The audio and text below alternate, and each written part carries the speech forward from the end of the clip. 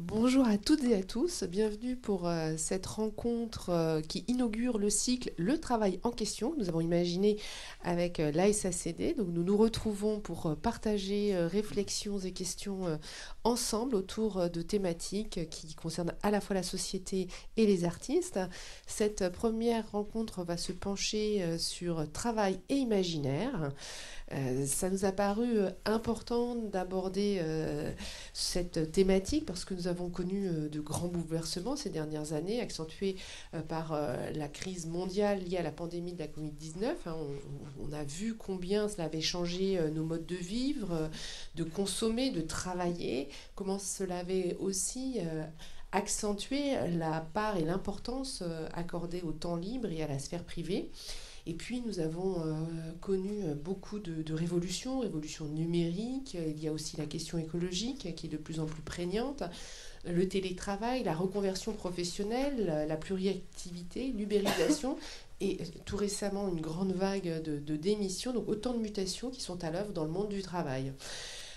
Très longtemps, ce monde du travail mettait en avant l'intégration sociale, la prospérité économique et l'épanouissement individuel comme valeur cardinale. Une enquête qui a été réalisée par l'IFOP à la demande de la Fondation Jean Jaurès et qui est apparue la semaine dernière montre que les changements se traduisent en chiffres, puisque on parlait d'émissions, mais il y a aussi tout simplement la motivation qui est un petit peu en berne. On en reparlera tout à l'heure. Alors, on voit que notre rapport au travail a changé. On a observé aussi les difficultés de recrutement. On parle aussi toujours de la problématique du chômage, de ces crises de motivation, de cette perte de sens. Ce sont donc autant de sujets que nous allons traiter au cours de ce cycle. Donc aujourd'hui, nous allons nous intéresser à ces transformations de notre rapport au travail et la façon dont les artistes l'évoquent à travers leur création, comment ça a résonné également entre eux. Et puis nous aborderons bien sûr les autres sujets au premier semestre 2023. Alors pour commencer, eh bien, nous allons présenter les invités de cette rencontre. On commence par vous, Mariette Navarro, autrice et dramaturge. Vous avez été formée à l'école du Théâtre national de Strasbourg et vous travaillez avec différentes compagnies, des théâtres, des groupes de lecture ou écoles d'art dramatique comme dramaturge. Vous avez à votre actif une dizaine de pièces qui sont éditées notamment chez Quartet. Et puis, il y a ce premier roman, Ultramarin, paru aux éditions Quidam en 2021, qui a remporté un grand succès et de nombreux prix.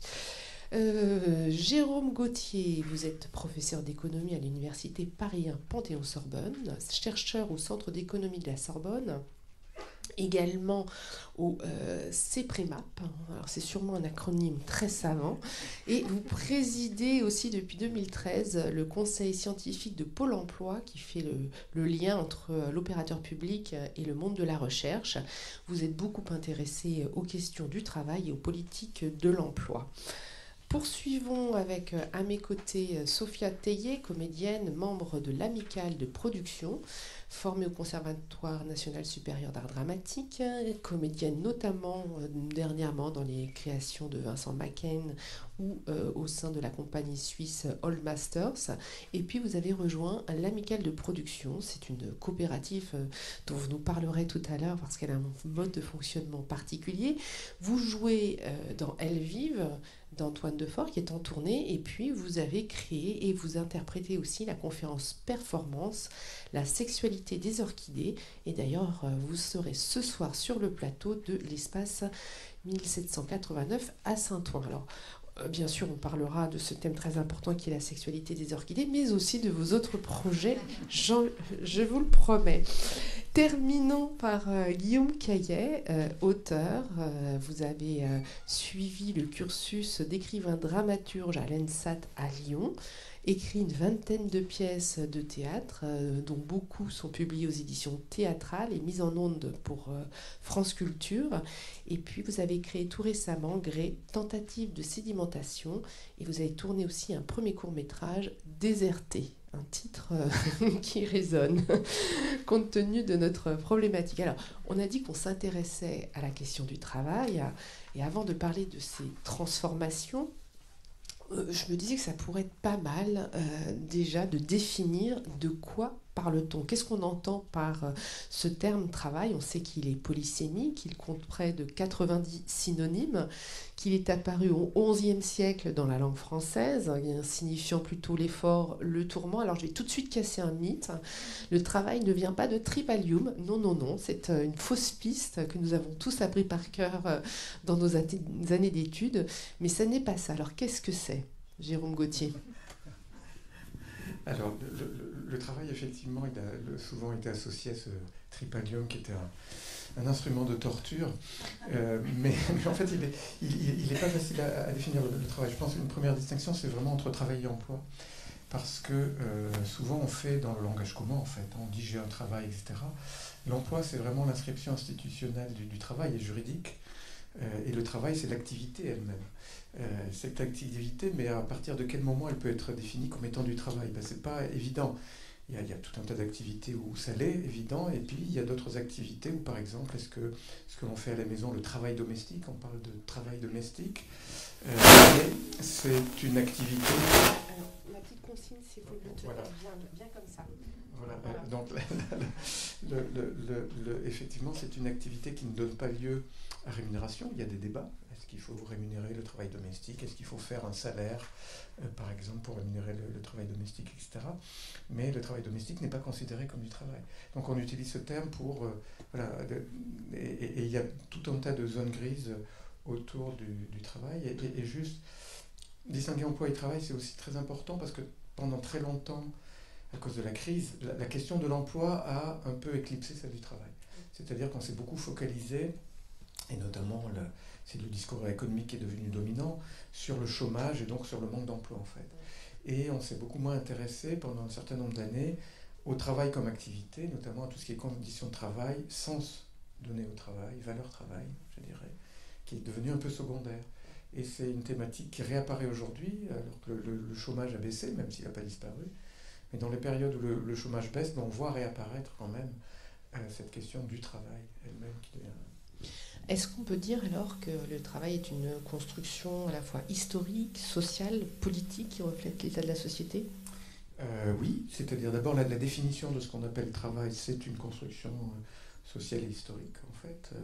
Qu'est-ce qu'on va considérer comme du travail, qu'est-ce qu'on ne va pas considérer comme du travail? Et puis, le rapport au travail aussi évolue. Les valeurs que l'on donne au travail, la valorisation qui en est faite, aussi dans les discours. On prend les syndicats, par exemple, ou les discours politiques. La façon de considérer le travail a beaucoup évolué au cours du temps. Et notamment, il y avait une très forte valorisation du travail par le mouvement ouvrier au XIXe siècle, par exemple. Et puis, je caricature un peu, mais une partie du mouvement ouvrier s'est dit qu'il n'y aura pas d'épanouissement dans le travail sans sortir du capitalisme. Du coup, on s'est beaucoup plus replié dans les revendications syndicales, par exemple sur les questions d'emploi, c'est-à-dire la rémunération et la précarité, et puis le manque d'emploi, en fait, mais ça renvoie plutôt aux conditions d'emploi. Et la question des conditions de travail et du sens du travail, finalement, était un peu un angle mort du discours syndical en fait. Or, dans les années récentes, on voit que les syndicats réinvestissent fortement ces questions, de dire c'est important aussi de parler des conditions du travail, du sens du travail, et pas seulement de la précarité de l'emploi et simplement de la rémunération. Donc revient sur... En fait, c'est l'antenne. Ouais, voilà, c'est ça. En fait, ah oui, voilà, ça marche beaucoup mieux. En fait, ce que vous nous dites, Jérôme Gauthier, c'est que cette question du sens du travail, elle renvoie aussi à la notion d'utilité, et que la notion d'utilité, elle est très fortement contextualisée par rapport à une société, par rapport à une hiérarchie des valeurs qui prévalent dans une société. Oui. Effectivement, la question de l'utilité, c'est une des dimensions fondamentales du sens au travail, en fait. Certes, les collègues qui travaillent là-dessus, notamment une collègue de Paris qui vient de sortir un livre sur le sens du travail, ils disent qu'il y a trois dimensions dans le sens du travail. Il y a l'utilité sociale, c'est-à-dire dans quelle mesure on estime que le travail que l'on fait a une utilité sociale. Alors, il y a l'utilité que nous, on lui donne, le travailleur lui-même, et puis il y a l'utilité qui est reconnue par la société. Et donc ça, c'est toute la connaissance, c'est toute la question aussi de la reconnaissance, en fait. Bon. Et on l'a vu, par exemple, pour des emplois comme les caissières, etc., même si les personnes estiment qu'elles ont une forte utilité sociale, et ça a été montré pendant la période de la Covid, c'est vrai que la reconnaissance que leur donne la société n'est pas à la hauteur de ce qu'elles peuvent estimer. La deuxième dimension, c'est vraiment la dimension de mon travail a du sens si ça renvoie quand même à une question un peu éthique, c'est-à-dire est-ce que je fais bien mon travail, est-ce que je ne suis pas amené à faire dans mon travail des choses que je réprouve, voilà.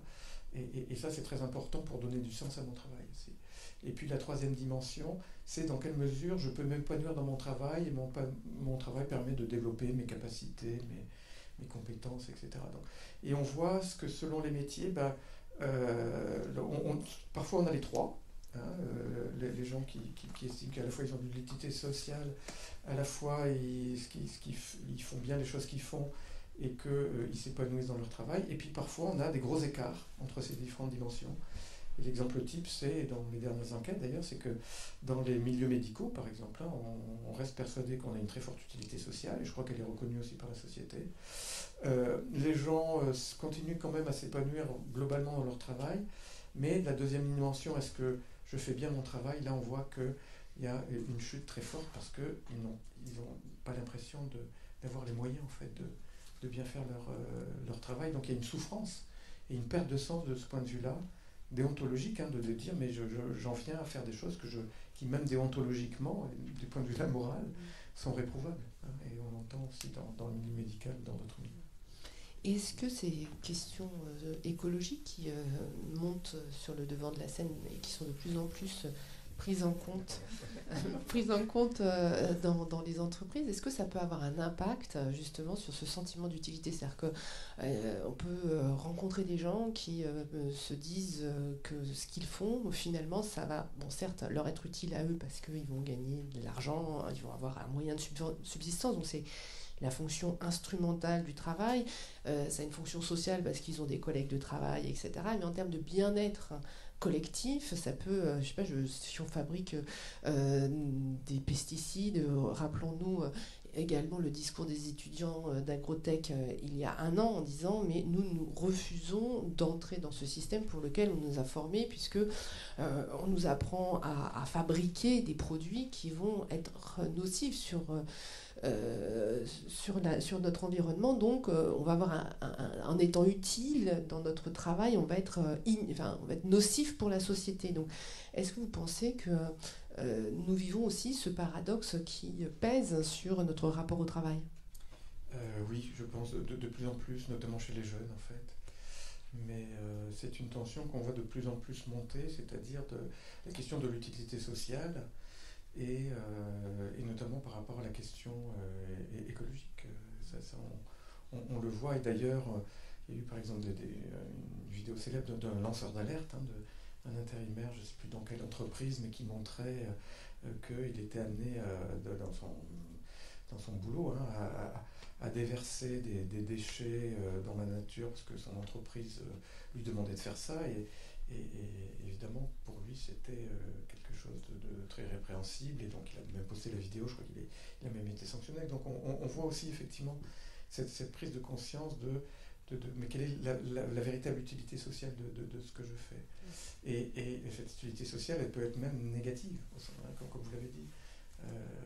Auparavant, on raisonnait plutôt entre zéro et beaucoup, et évidemment les activités médicales, etc., on peut dire qu'ils ont beaucoup d'utilité sociale, mais voilà, mais maintenant on peut penser qu'on a même une utilité sociale négative, au sens où ce qu'on fait contribue à détruire la société, soit le lien social, soit l'environnement. Je disais en introduction que La pandémie liée à la Covid-19 avait changé beaucoup de choses dans nos vies. Ça s'observe dans les chiffres. Je évoquais cette enquête réalisée par l'IFOP qui montre que 37% des personnes interrogées disent que leur motivation au travail a diminué et ils sont 46% à le dire chez les 25-34 ans. Est-ce que c'est une tendance lourde qui s'est accentuée, qui fait que après avoir parlé des politiques de l'emploi, il va falloir parler des politiques du rapport au travail, c'est-à-dire changer notre optique? Oui, alors c'est vrai que toujours quand on parle du Covid, il faut être toujours prudent parce qu'on ne sait pas si ce que l'on constate est provisoire en fait, hein, comme un trou d'air, et puis ensuite on va revenir je dirais à la tendance normale, ou si ça a enclenché, voire accéléré des tendances de fond. Dans l'enquête que vous citez aussi, cette enquête montre que cette démotivation elle est plus forte chez les cadres, d'ailleurs, que chez les ouvriers et les employés. Et l'enquête dit, mais d'ailleurs c'est parmi les gens qui sont plus en télétravail aussi, alors c'est aussi sur les conditions d'exercice du travail qui ont joué là-dessus.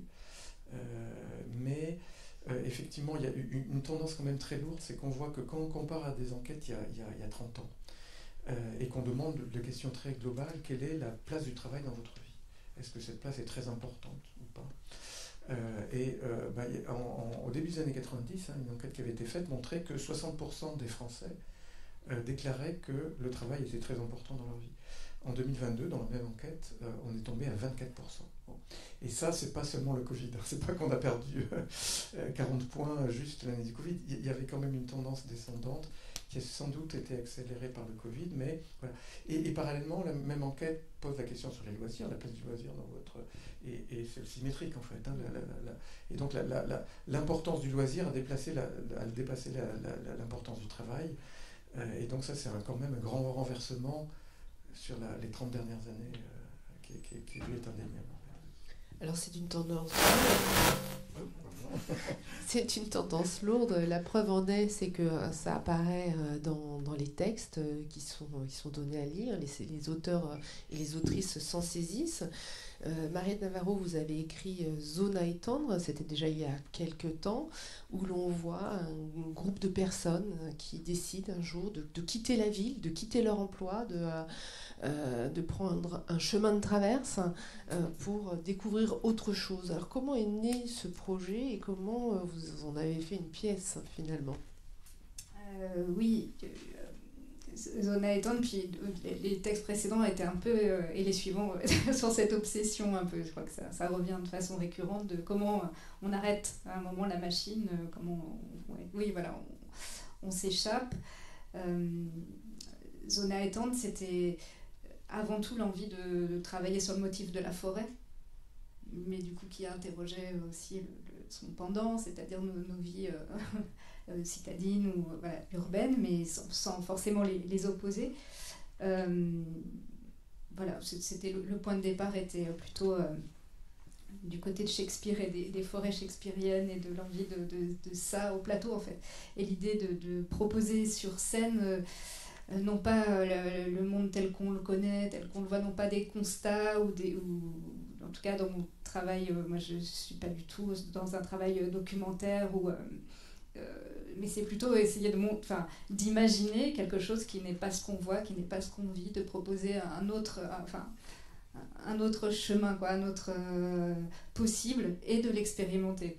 Pour moi, l'écriture en général, mais l'écriture théâtrale en particulier, c'est vraiment l'idée d'un petit laboratoire de possible, qui n'est pas, malgré le titre, Zone à étendre, qui parfois prête à confusion, c'est pas du tout un spectacle sur les ZAD, à partir d'expériences de la ZAD, c'est plutôt imaginons, et si, cette espèce de travail de projection, comme si on avait le pouvoir d'inventer un monde parallèle où quelques éléments seraient décalés, et alors qu'est-ce qui se passerait, et de pouvoir proposer au théâtre une autre expérience que la réalité. Et donc, et si, à un moment, collectivement, il y avait des démissions, des décisions, une somme de décisions individuelles qui faisait qu'on laissait une machine qui ne nous convient plus, notamment politiquement, tournait à vide et qu'on allait construire autre chose à côté, comme un monde parallèle. Donc c'est vraiment ça l'idée, non pas de... Évidemment, ça s'appuie sur des expériences existantes, hein, ça ne sort pas de nulle part, mais c'est pas tant d'aller constater le réel que de dire peut-être qu'en imaginant d'autres choses, on va pouvoir les rendre possibles. Voilà, espèce de travail d'utopie. Vous avez été autrice associée à la Comédie de Béthune pendant plusieurs années, donc avec un travail sur le terrain conséquent. Est-ce que ces expériences, ces dialogues que vous avez pu nouer avec les gens ont influé quelque part, quelque peu, sur ces thématiques, ce choix de vous engager, d'en faire pièce, matière à partager aussi sur un plateau? Oui, c'est sûr que c'est moi, mon travail, les personnages qui sont au cœur de mes pièces ou romans, c'est plutôt des personnes qu'on voit moins a priori, qu'on entend moins, qui prennent moins la parole, et où oui, il y a une certaine souffrance latente aussi, où il y a eu un déclencheur aussi, pas forcément que à Zone à étendre, mais au texte précédent également, qui était de constat de moments de souffrance au travail, des suicides même dans mon entourage, des actes forts où là on se dit il y a quelque chose qui ne peut pas continuer, en fait, qui ne peut pas continuer comme ça, et comment l'écriture et le théâtre peut permettre de mettre à nu aussi des mécanismes qu'on reproduit parce qu'on est pris dedans, on est pris dans nos quotidiens, on est pris dans nos nécessités économiques, etc. Et donc le travail que j'essaye de faire un petit peu sous des angles différents dans chaque texte, c'est de mettre à nu même tout un langage libéral, des injonctions invisibles qui nous sont faites. Alors il y a les plus évidentes, de produire, d'être efficace, mais il y en a des plus insidieuses, plus invisibles. Donc c'est comment détricoter ça, et donc imaginer des gens qui partent en forêt, c'est à la fois une idée assez simple et très, très banale, mais ça permet de déshabiller les personnages de leur fonction sociale habituelle. Voilà. D'une certaine façon, c'est aussi retrouver ses sens pour retrouver le sens. Oui. Je pense que si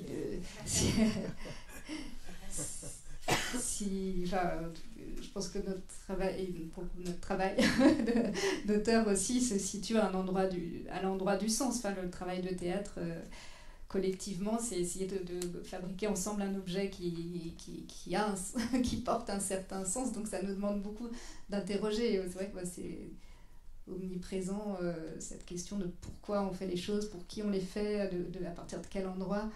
Je pense que c'est difficile de construire un objet artistique sans se poser ces questions-là, et de l'interroger pour les personnages également. On reviendra aussi sur cette question de faire communauté autrement, qui est aussi très présente dans vos travaux d'écriture, tous, que ce soit, y compris Sophia avec Elvive, puisque ça est aussi dans ce spectacle créé avec Antoine Defort, dans lequel vous jouez, il en est question. Guillaume Caillet, vous avez écrit Grès, tentative de sédimentation,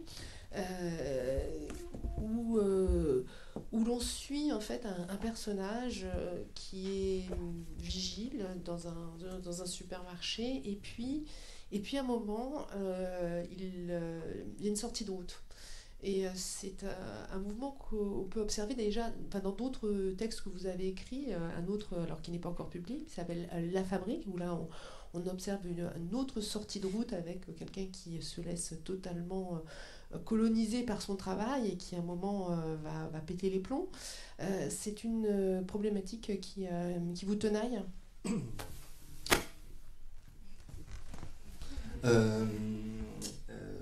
En fait, je réfléchissais en vous entendant parler, je me disais que ce qui m'intéresse moi dans le rapport au travail, c'est quelle forme prennent les luttes en fonction des différents travails. Et je pense qu'en fait c'est une chose que j'ai recherché dans tous mes écrits, c'est-à-dire de se demander comment le théâtre peut être un espace qui répète la révolution, et donc comment moi, quand j'écris, c'est cette question-là, quoi, de faire advenir une forme de lutte qui m'intrigue.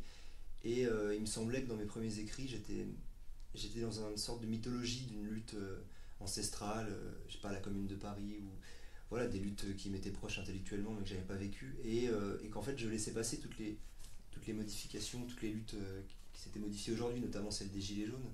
Et donc Grèce, c'est à la fois l'histoire, c'est en creux de raconter le mouvement des Gilets jaunes, mais donc forcément ce mouvement-là, il est en lien avec un travail différent, enfin il est en lien avec le travail que fait cette personne.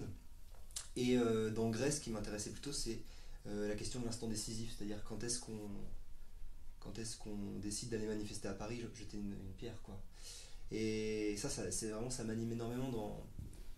je suis d'accord avec Mariette, moi j'ai des sœurs aussi qui travaillent par exemple au rectorat, et je vois comment c'est dur, quoi. Et je vois que quelque part il y a un endroit où c'est très petit l'instant où ça bascule de l'oppression personnelle au retournement de la colère.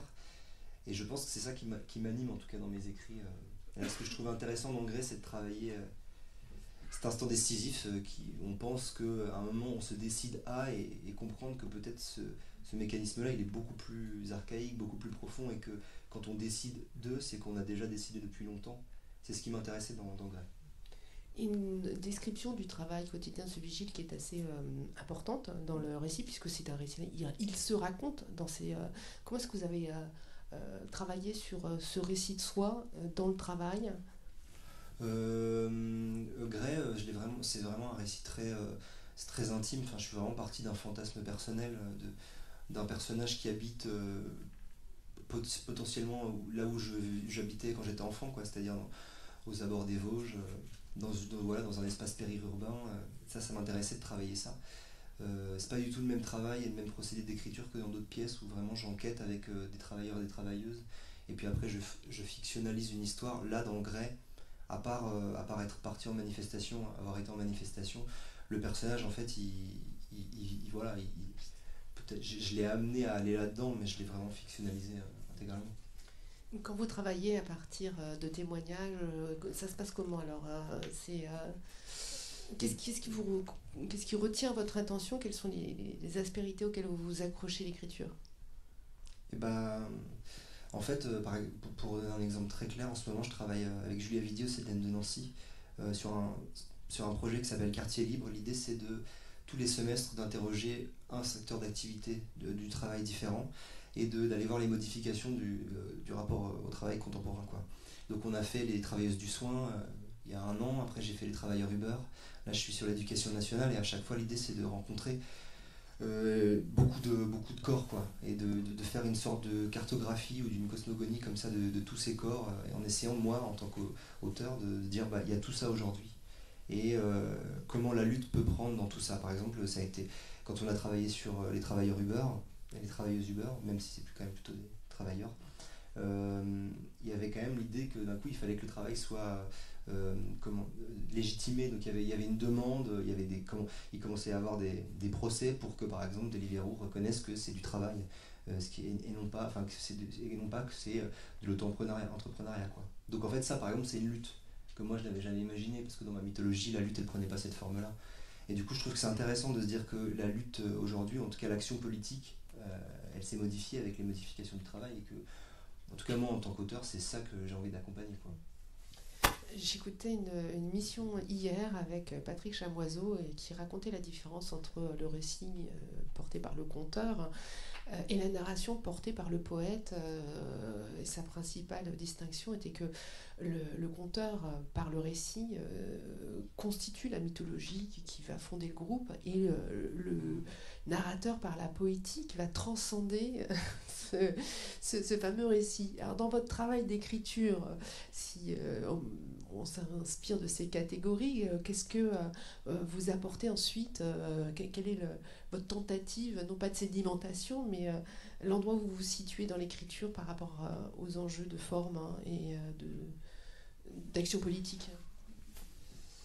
Par exemple, je pense dans Grès, il y a les 2 modalités. Enfin, moi, je viens vraiment de la mythologie de la classe moyenne, quoi. Mes parents, c'est la classe moyenne, c'est vraiment les années 60-70. Donc, j'ai eu envie dans Grès d'avoir à la fois effectivement une narration très simple de quelqu'un qui travaille dans un centre commercial et puis comme ça, qui un jour va manifester à Paris. Et c'est entrecoupé de poèmes qui sont plutôt des poèmes qui recherchent une sorte de mythologie de cette action-là et qui tirent et qui essayent peut-être de revenir au congé payé, d'essayer de voir en fait comment on est arrivé, comment on nous a construit aujourd'hui comme classe moyenne, d'où ça vient. Il y a de ça aussi, quoi. Et dans les constats que vous avez pu faire sur vos enquêtes de terrain pour le CDN de la manufacture à Nancy, est-ce que ça croise justement ces chiffres et ces analyses qui sont portées par les économistes, ou est-ce que vous sentez qu'il y a des choses qui sont différentes, le récit qui est porté ou l'analyse qui est portée par les acteurs eux-mêmes est différente? Là par exemple je suis sur l'éducation nationale, je peux vous dire que ça va bien, quoi. Et je pense qu'effectivement la question de l'utilité enfin comment aller bien dans un monde qui va mal, et en fait quel sens ça a l'école dans un système comme le nôtre. Et du coup, qu'est-ce qu'on fait quand on est travailleur de l'éducation ou travailleuse de l'éducation et qu'en fait le sens nous est de plus en plus retiré, parce que ce qu'on ne dit pas, et très peu, c'est qu'il n'y a pas une perte de sens comme ça d'un coup, quoi. C'est des sens qu'on retire, et ça c'est quand même tout le travail du néolibéralisme depuis les années 80, que ça soit chez les travailleurs Uber avec l'auto-entrepreneuriat que nous on connaît aussi en tant qu'artiste, enfin en tant qu'auteur, artiste-auteur, mais c'est quand même d'un coup qu'est-ce qu'on fait subir et quelle perte de sens on perd, parce qu'aussi on perd le collectif. Et enfin, là dans l'éducation nationale, c'est ce qu'on voit, c'est que les gens ils sont mis les uns les unes face aux autres, et qu'on oppose d'un coup le rectorat avec les enseignants, les enseignantes, et il n'y a plus de structure sociale, ou en tout cas les syndicats ont du mal à émerger là-dedans. Donc ça on le voit, quoi. Mais je pense que ce qui est important de dire, c'est que c'est pas une perte de sens, quoi. C'est qu'en fait c'est un sens qu'on nous a enlevé, quoi. Est-ce que vous croiseriez ce sentiment, Jérôme Gauthier? Oui, beaucoup. Alors, je faisais allusion tout à l'heure au livre, j'en fais de la publicité un peu de mes collègues, Coralie Pérez et Thomas Coutreau, qui vient de sortir là, sur le sens au travail et redonner ce sens au travail. C'est la fabrique, ça? Pardon? C'est au seuil. C'est au seuil, oui, c'est ça. Et ils expliquent très bien ça, en fait, c'est de dire cette perte du sens, c'est pas un changement de valeur qui vient des individus, voilà. Et c'est plutôt, c'est beaucoup lié aussi aux conditions d'exercice du travail, en fait. Hein. C'est ce qui vient d'être dit. Et notamment les changements perpétuels, les nouveaux modes de management aussi, hein, ce que mon collègue sociologue appelait, Marie Dujarier, le management désincarné, beaucoup par indicateur. Et effectivement avec beaucoup d'indicateurs de performance, beaucoup de reporting, etc. Et un sentiment on retrouve les bons vieux concepts d'aliénation, en fait. Hein. Et l'aliénation, c'est ça, c'est qu'on exerce un travail mais dont on ne voit pas le sens, ou on ne voit plus le sens. Et voilà, et ces destructions du collectif, on pourrait parler aussi de la montée du télétravail, des nouvelles formes. Aujourd'hui, par exemple, dans la même enquête là, de l'IFOP qu'on citait, il rappelle, enfin il note qu'aujourd'hui il y a plus de 50% des salariés en bureau qui sont soit en flex office, soit en open space. Voilà, et le flex office et l'open space, alors on peut dire à la fois ça pourrait recréer du collectif, mais en fait la façon dont c'est mis en œuvre c'est pas tellement, et généralement c'est pas très bien vécu, en fait. Le flex office, c'est beaucoup parce que les gens sont aussi à distance, en télétravail, donc ils n'ont plus de poste fixe, ils viennent quelques jours par semaine, ils se succèdent sur un même poste de travail, etc. Bon, et tout ça, il y a tout un ensemble de modalités d'organisation du travail qui effectivement délite un peu le collectif et qui rejaillit quand même sur les valeurs des individus et sur leur désarroi aussi par rapport à leur travail. On a le sentiment à vous écouter qu'il faut... Parce qu'il y a cette notion du collectif, qu'on sent se déliter, une certaine atomisation. Et puis paradoxalement, ces endroits où on fait travailler collectivement les personnes, c'est-à-dire les uns à côté des autres, ce qui n'est pas forcément collectif, on a le sentiment qu'il y a quelque chose qui manque, c'est-à-dire, comme dirait Virginia Woolf, une chambre à soi, c'est-à-dire l'importance d'avoir un espace qui ne soit pas forcément un espace d'intimité, mais un espace à soi pour pouvoir construire sa pensée et rentrer en altérité avec les autres. Est-ce que c'est des choses que vous ressentez aussi en tant qu'auteur ou autrice? Oui, très, très fortement. L'espace et le temps, un temps à soi. C'est-à-dire que j'ai l'impression que dans un système comme ça, oui, libéral, c'est beaucoup le temps qui nous est enlevé. À chaque fois, j'ai l'impression de devoir voler du temps pour pouvoir juste penser, écrire, travailler. Et pour moi, la figure un peu de ces questions-là qui est beaucoup présente, je pense, en sous-jacent quand j'écris, mais c'est la figure de Bartleby, le scribe, dont le sous-titre c'est une histoire de Wall Street. Ça se passe dans les premiers grands bureaux de Wall Street, et donc c'est cet employé de bureau qui est présent, qui est là tous les jours, mais qui répond à tout ce qu'on lui demande par je préférais ne pas. Et qui est une forme de résistance tout à fait polie et sympathique, mais qui devient absolument du coup terrifiante à tout ce qu'on lui demande. Et voilà, Bartleby, pour moi, il incarne ça, de comment je reste maître de mon temps et de mes décisions, mais jusqu'à l'extrême, évidemment. Dans un texte inédit que vous avez écrit à la demande de France Culture et d'Arsena pour les 12 heures des auteurs, qui s'appelait Plein ciel, le thème c'était « La cabane ou un monde à inventer ». On suit l'histoire d'une femme qui est prise justement dans toute cette spirale des indicateurs, des réunions, des emplois du temps saturés qui enchaînent, qui à un moment va retrouver un espace-temps. C'est ça la liberté d'aujourd'hui, ce que peut nous apporter aussi la littérature et le théâtre, hein, retrouver un espace-temps. Oui, en tout cas, je me dis que le temps et du spectacle et de la lecture peut représenter ça. Mais en effet, ce personnage s'échappe, en fait. Elle sort d'une réunion et elle va se réfugier sur le toit de l'immeuble indéfiniment. Voilà, c'est encore une sorte d'utopie impossible, mais... Mon point de départ dans ce texte-là, c'était un personnage qui dit, le début du texte, c'est « je n'adhère plus ». Je ne me sens plus faire partie de ce monde dans lequel pourtant j'ai été prise. Alors, je précise pas ce qu'elle fait, dans quel métier, mais je me disais que ça peut être dans tous nos métiers, et d'autant plus dans les métiers où, a priori, on y met beaucoup de sens et d'engagement personnel et de conviction. Le jour où on se rend compte qu'il y a un décalage aussi entre nos idéaux, tout ce qu'on porte, et puis les discours, le langage, mais on revient un petit peu à ce que disait Guillaume, comment le langage se vide aussi, et se rendre compte qu'on prononce des phrases dont on ne sait plus ce qu'elles veulent dire au fond. Je pense que là, il se passe quelque chose d'un détachement, d'un flottement, d'un début de perdition, quoi. Ouais. Sophia Tellier, vous avez donc créé La sexualité des orchidées, vous jouez dans Elles vivent d'Antoine Defort, mais vous avez une prochaine création en pleine réflexion qui s'intéresse justement au travail. Alors est-ce que, à l'économie, plus exactement, c'est un thème qui, en tout cas, qui semble vous tarauder. Qu'est-ce qui vous a amené à commencer, à entamer un chemin de réflexion sur ces enjeux économiques ?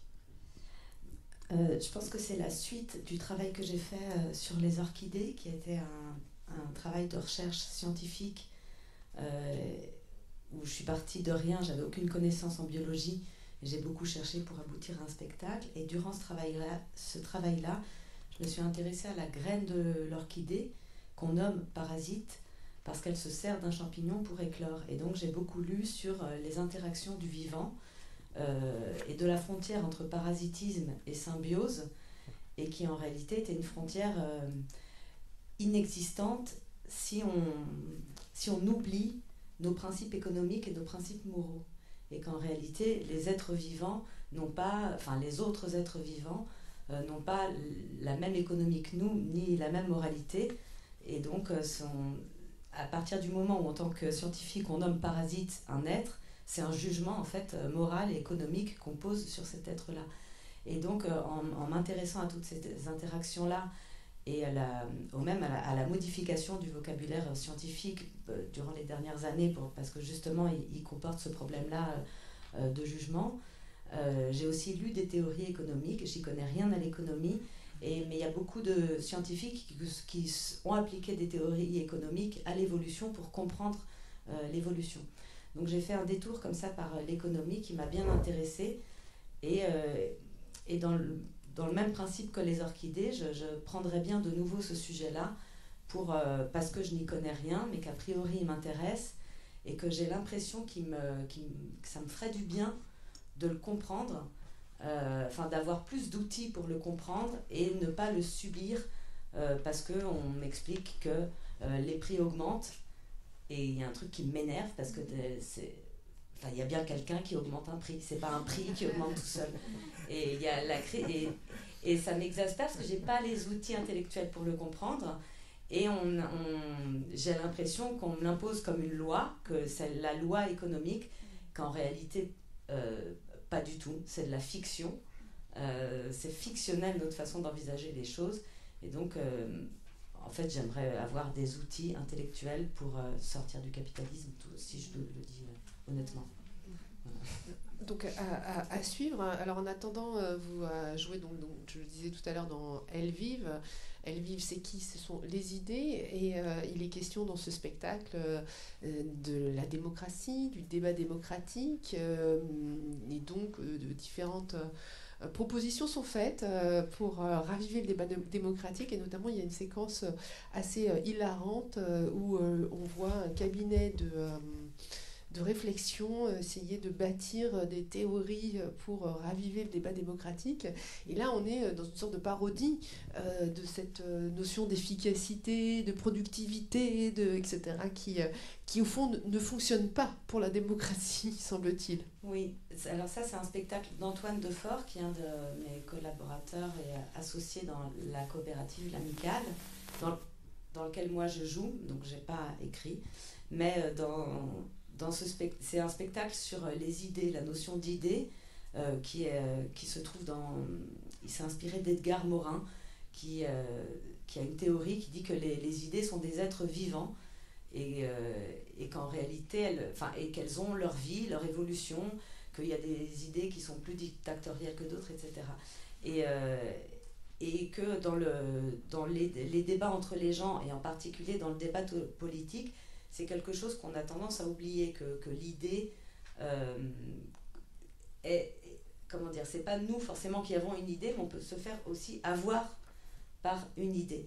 Et que le débat politique est généralement un mauvais contexte pour échanger les idées, que c'est surtout du face-à-face, et Antoine compare ça comme des combats de Pokémon, où on entraîne notre Pokémon et ensuite on fait lutter notre Pokémon contre le Pokémon de l'adversaire, alors que l'ambition d'Antoine dans le débat démocratique, ce serait qu'on se montre nos Pokémon, pour utiliser une image qui est la sienne, plutôt que d'aller les faire combattre, qu'on se dise, ben voilà, moi j'ai ce Pokémon-là parce que je l'aime bien, parce qu'il a ça que je trouve avantageux, et toi, montre-moi tes Pokémon, etc.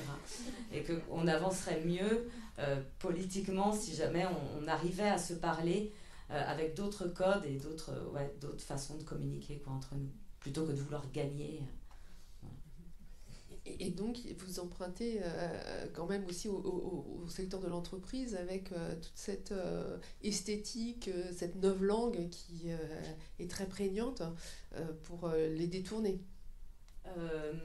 Oui, sans doute, mais ça, je dois dire, on nous l'a fait remarquer après, mais nous, on l'a jamais conscientisé pendant les répétitions. C'est pas un truc, je pense que c'est sorti tout seul sans qu'on le sache, mais on n'a pas décidé de faire ça et travailler là-dessus. C'est arrivé comme ça. On parle de productivité, de production, d'impératif, d'injonction à être efficace. Jérôme Gauthier, si le travail est une construction sociale, historique, politique, comment se fait-il que cette notion de productivité, d'efficacité se soit imposée et presque supplantée d'autres appréhensions du travail? Oui, alors ça c'est beaucoup lié aussi à la révolution industrielle et puis au développement du capitalisme occidental depuis le XVIIIe siècle en fait. Mais, et à l'opposé, il y a des sociétés, et c'est là qu'on voit vraiment que c'est une construction historique, il y a des sociétés qui sont tournées contre le travail en fait. Et les anthropologues économiques ont beaucoup insisté là-dessus. Notamment je pense à Marshall Salins qui disait mais il y a des sociétés qui refusent le travail et qui ne veulent pas justement de l'accumulation, de la recherche toujours plus importante de ressources, etc., qui en font le minimum et qui consacrent un certain nombre d'heures dans la journée à chasser, à aller chasser, cueillir, etc., mais qui après s'arrêtent et qui refusent toute l'accumulation aussi, toute l'accumulation de richesse. C'est-à-dire que dès que la société accumule un peu de richesse, il faut la redistribuer ou il faut la détruire. Et donc il y a des rites comme le potlatch où on fait des grandes fêtes et on détruit tout, on jette au feu des victuailles, etc. On invite d'autres tribus, etc. Et ce genre de pratique a perduré très, très longtemps, jusqu'au XXe siècle. Dans les tribus indiennes au Canada, par exemple, on continuait à faire des potlatch. Donc on s'invitait entre tribus et on le faisait à la moderne, c'est-à-dire au lieu de jeter des victuailles, etc., on jetait des machines à laver dans le feu, on jetait de l'électroménager, etc. Mais tout ça pour dire, tout ce qui est accumulation, consommation, etc., non, c'est pas... Voilà. Et parce que la thèse, c'est aussi c'est ce consumérisme aussi qui, en amont, produit cette obsession de la production et derrière l'obsession de la productivité, de toujours vouloir accumuler, de toujours vouloir, etc. Et toute la rationalisation qu'il y a derrière pour le faire le plus efficacement possible. Et donc on voit qu'il y a des sociétés qui n'ont pas fonctionné du tout comme ça, en fait. Et avec aussi le message politique d'autres anthropologues qui disaient, mais justement, à partir du moment où on commence à accumuler, on commence à voir émerger des classes sociales. Il y a ceux qui possèdent plus, il y a ceux qui possèdent moins. Et du coup, la société, même politiquement, que l'on crée, c'est un autre type de société. On sort de cette communauté très égalitariste pour tomber dans, effectivement, des sociétés où il y a la lutte de classe, par exemple. Et puis il y a quand même Marx qui nous a bien démontré que le travail était une marchandise. Qu'il fallait reconstituer sa force de travail, et ce qu'on payait, c'était le fruit de la reconstitution de cette force de travail grâce au salaire, mais que, avant tout, le salaire, le travail est une marchandise. Oui, effectivement, chez Marx, c'est très important. Il distingue bien la force de travail du travail. Ce qu'achète le capitaliste, c'est la force de travail, c'est une potentialité. Et tout justement, la notion de productivité, etc., tout l'enjeu du capitalisme, c'est d'extraire le travail de la force de travail. Et donc d'exploiter ce travail. Et c'est là aussi que va se loger à la fois l'exploitation et à la fois l'aliénation. C'est-à-dire que le travail, c'est le capitaliste qui se l'approprie, c'est le capitaliste qui va en fixer les règles. Et donc, c'est là aussi que la perte de sens se fait, en fait, dans ce processus d'aliénation, c'est-à-dire que le fruit de notre travail nous échappe. Les modalités d'exercice du travail sont dictées par autrui, et le fruit de notre travail nous échappe, en fait. Et c'est ça le fondement même de l'aliénation. Pour revenir à cette question d'aliénation, mais aussi d'imaginaire, puisque c'est le titre de notre rencontre, travail et imaginaire au pluriel, je voudrais savoir, Guillaume Caillet, dans les rencontres que vous faites auprès des personnes que vous interrogez, quel vous semble être l'imaginaire du travail qui est la plus prégnante aujourd'hui? C'est très divers, c'est pas facile. C'est pas facile comme question. Je sais pas trop parce qu'il y a beaucoup, on a fait énormément je fais énormément d'enquêtes, donc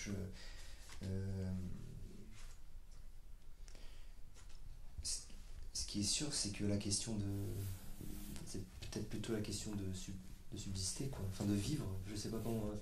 La question du travail est peut-être plus je sais pas comment dire. Envisager comme moyen, parce que en même temps ce serait faux de dire que c'est qu'un moyen, parce que c'est aussi un but en soi. Non, moi ce qui plutôt elle n'est que trop peu envisagée de manière collective, je pense. Et ça, je pense que c'est vraiment tout l'enjeu de la société contemporaine, de nous rendre de plus en plus seuls. Donc je crois que chacune, mais même, enfin, je vais revenir à moi en tant qu'auteur, je suis très individualiste dans ma manière de travailler. Quand tout à l'heure tu parlais de l'amicale de production, moi je suis pas du tout comme ça, j'ai une compagnie, et je vois que je réponds quelque part, même si je travaille des réflexions, je réponds quelque part aux injonctions capitalistes. Enfin, je suis dedans et je travaille. C'est intéressant de se remettre à soi-même. On interroge des gens sur leur pratique, mais nous on s'interroge très très peu en fait sur comment on fonctionne, pourquoi on fonctionne comme ça. Voilà. Alors, on va en discuter avec notamment effectivement l'amicale de production, et puis dès qu'on parle de travail artistique, on a pouf, la petite lumière, l'enquête, le travail créateur, s'accomplir dans l'incertain. C'était la grande enquête de Pierre-Michel Menger il y a maintenant une bonne dizaine d'années, qui pointe déjà certaines de ces phénomènes, notamment à travers la question du talent. C'est-à-dire que comme le talent est individuel, est envisagé en tout cas comme tel dans notre société et non pas un talent collectif, le travail artistique est très individualisé, et encore plus certainement que dans d'autres pratiques, peut-être le sport aussi, où la question de la performance est très individualisée, quand bien même nos équipes de foot disent qu'elles jouent collectif, on dit tout le temps que c'est un tel qui a marqué, etc. Donc on a une approche très individualisée de la réussite. Pour en revenir à cette question de la communauté, sur la façon dont elle se vit, c'est ce que vous pointez aussi si je reprenais Grimm, il y a d'autres textes, où finalement, après l'instant décisif, il y a quelque chose qui va pousser une des personnes à retrouver du sens à travers le mouvement des Gilets jaunes, parce qu'il va partager, à travers une collectivité. Pour vous, c'est aussi ça l'enjeu de ce que vous voulez pointer dans vos pièces, cette question du collectif. Ouais, l'enjeu c'est comment faire commun, quoi. Enfin, c'est très débile parce que le commun a été vraiment réapproprié, et le vivre ensemble aussi, mais l'enjeu c'est de comment on fait. Enfin, comment on fait tous ensemble et tout ensemble pour s'entendre, et ça veut pas dire que l'utopie qu'on va produire dans cette utopie, il n'y aura pas de collectif, de conflit, parce que l'utopie c'est pas le salut, quoi. Mais en fait, moi c'est ça qui m'intéresse par l'imaginaire, c'est de créer des utopies cognitives, un peu ce que tu disais de cartographie, quoi, de se dire bon bah voilà, on recrée des cartographies cognitives que le capitalisme nous enlève, ou que la société nous dit ça c'est plus possible.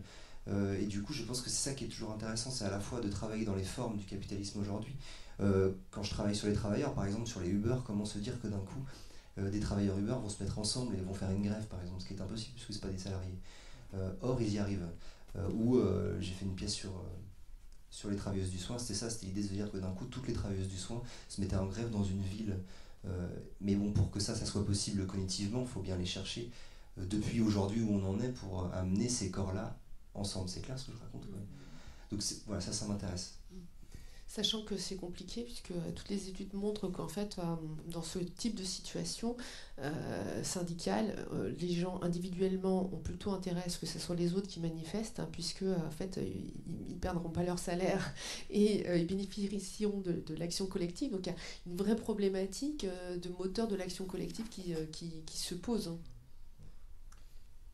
à ce sujet-là, parce que le syndicalisme, les syndicats ont une particularité aussi en France, qui explique peut-être certaines choses de nos modalités d'action collective. Il me semble que ce qu'on a vu, moi ce qui m'a impressionné beaucoup dans les témoignages très émouvants d'ailleurs, de Gilets jaunes par exemple, c'est il disait finalement je me sens presque revivre dans le collectif en fait, et ça me fait penser toujours au mot de René Girard qui disait l'enfer c'est de se croire seul en enfer. Et effectivement, l'enfer, c'est ça, c'est de dire de ne pas pouvoir mettre en commun sa souffrance et de ne pas pouvoir réaliser déjà que d'autres souffrent avec nous. Et à partir du moment où on passe à un niveau collectif, déjà, on revit, je pense, on revit pleinement. Et puis, c'est très important aussi pour la dignité, parce que j'évoquais le mouvement social, le mouvement ouvrier, etc. C'était...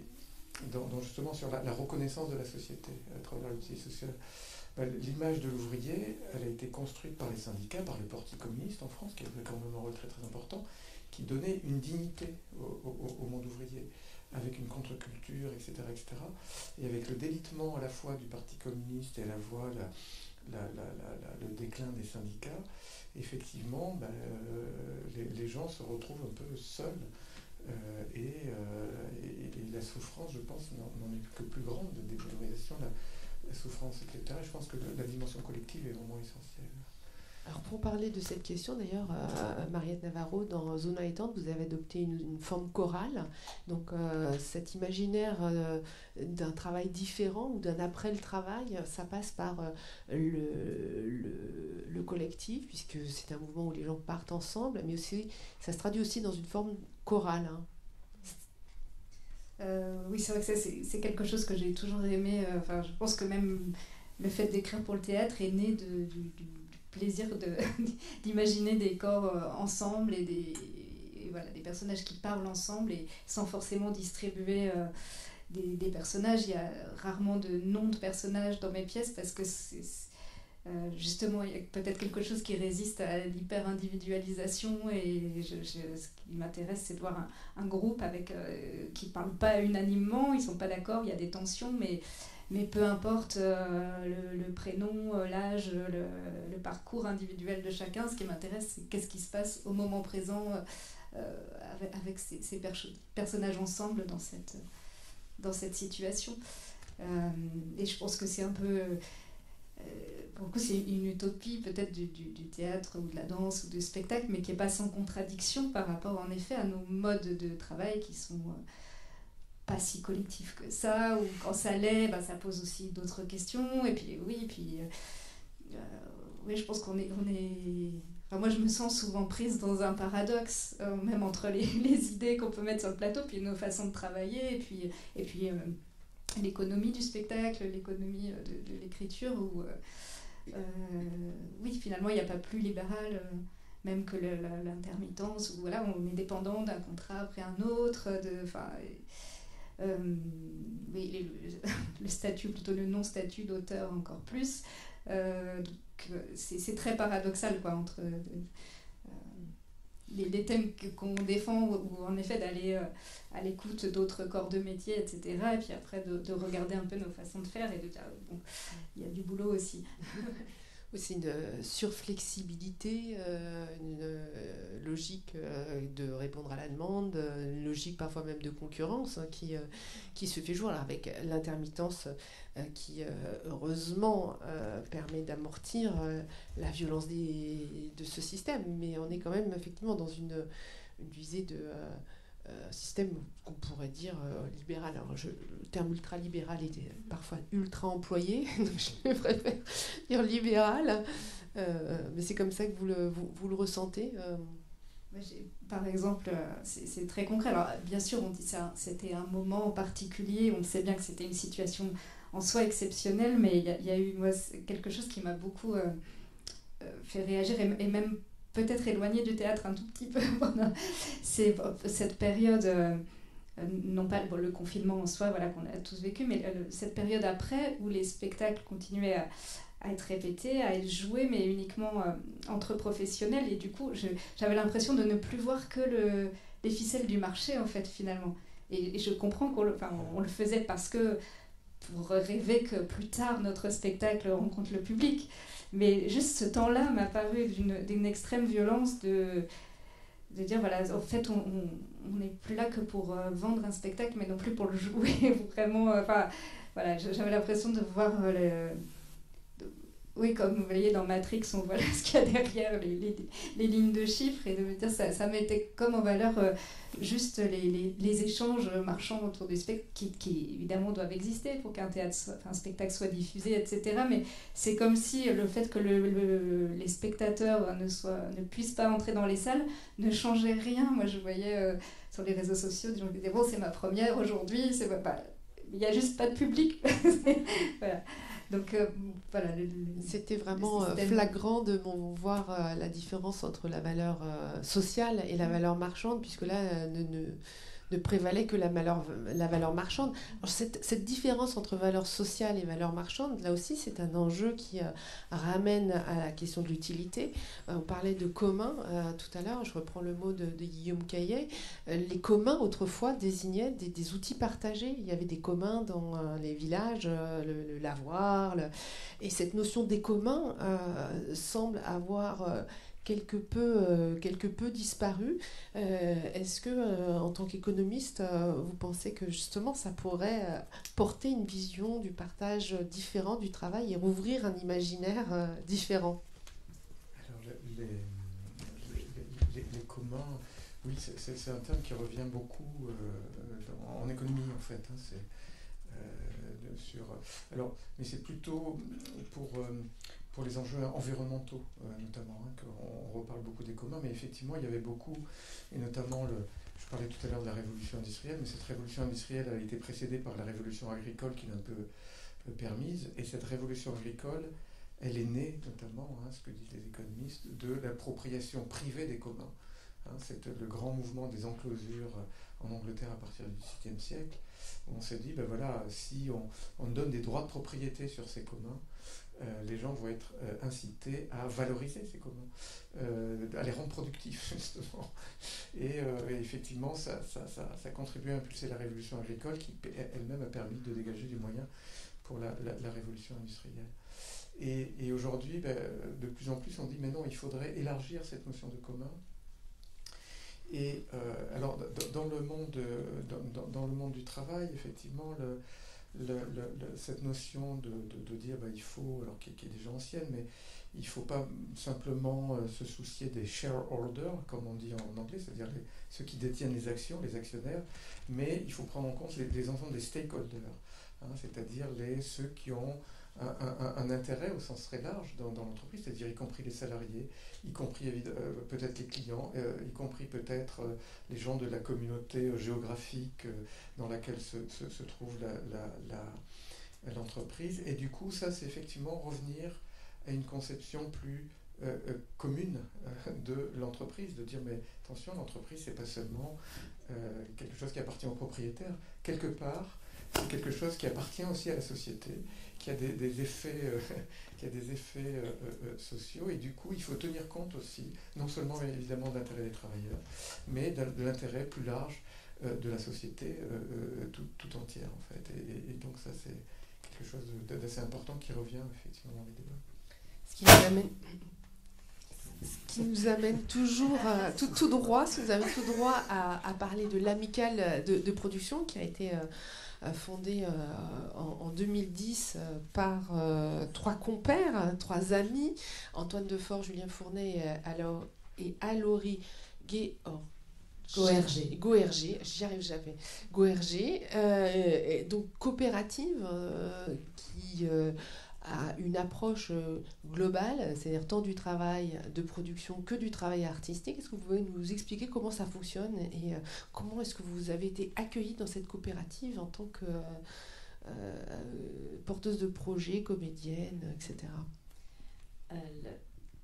Ça a été créé en 2010, mais initialement, ce n'était pas une coopérative, c'était comme d'habitude les compagnies, c'est une association, mais ils avaient un fonctionnement coopératif. Ils étaient trois artistes différents et chacun avait un peu ses spectacles à l'intérieur de ça. Et maintenant, je dirais que ça fait 5 ans qu'ils ont voulu radicaliser cette façon de fonctionner coopérative en changeant les statuts juridiques. Là, c'est une SIC, on appelle ça. Bon. Et en invitant d'autres gens, dont moi. Voilà, c'est comme ça que j'ai intégré cette coopérative. On est tous et toutes associés. On a des parts tout à fait symboliques, mais dans cette coopérative.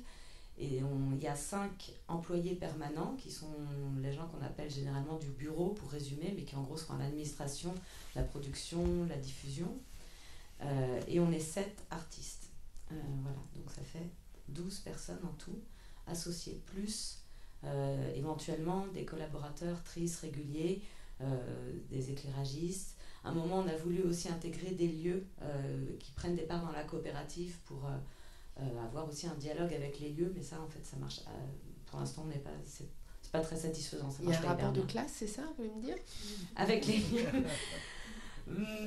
Non, mais en réalité, c'est un modèle qu'on essaye d'inventer parce qu'au milieu du spectacle, on en voit beaucoup dans l'agriculture, des coopératives, mais dans le milieu du spectacle vivant, ça existe assez peu. Donc ça nous a demandé d'inventer plein de choses. Ça nous a demandé d'inventer des façons de fonctionner, de répartir le budget, d'inventer un organigramme, de même réfléchir à qu'est-ce que c'était qu'une décision collective. Et donc au début, on a essayé d'inclure plein de gens pour que justement, parce qu'on trouvait que c'était bien le collectif. Mais en fait, il y a plein de gens, dont les lieux, pour qui ça fait pas vraiment sens, parce qu'en réalité, ils n'ont pas le temps forcément de venir quand on les invite à des grands événements qu'on fait.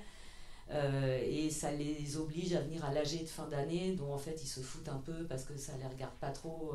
Enfin voilà, donc en fait, bon, pour l'instant, c'est une question de motivation. De motivation, de temps, puis nous, en fait, ça demande énormément de temps.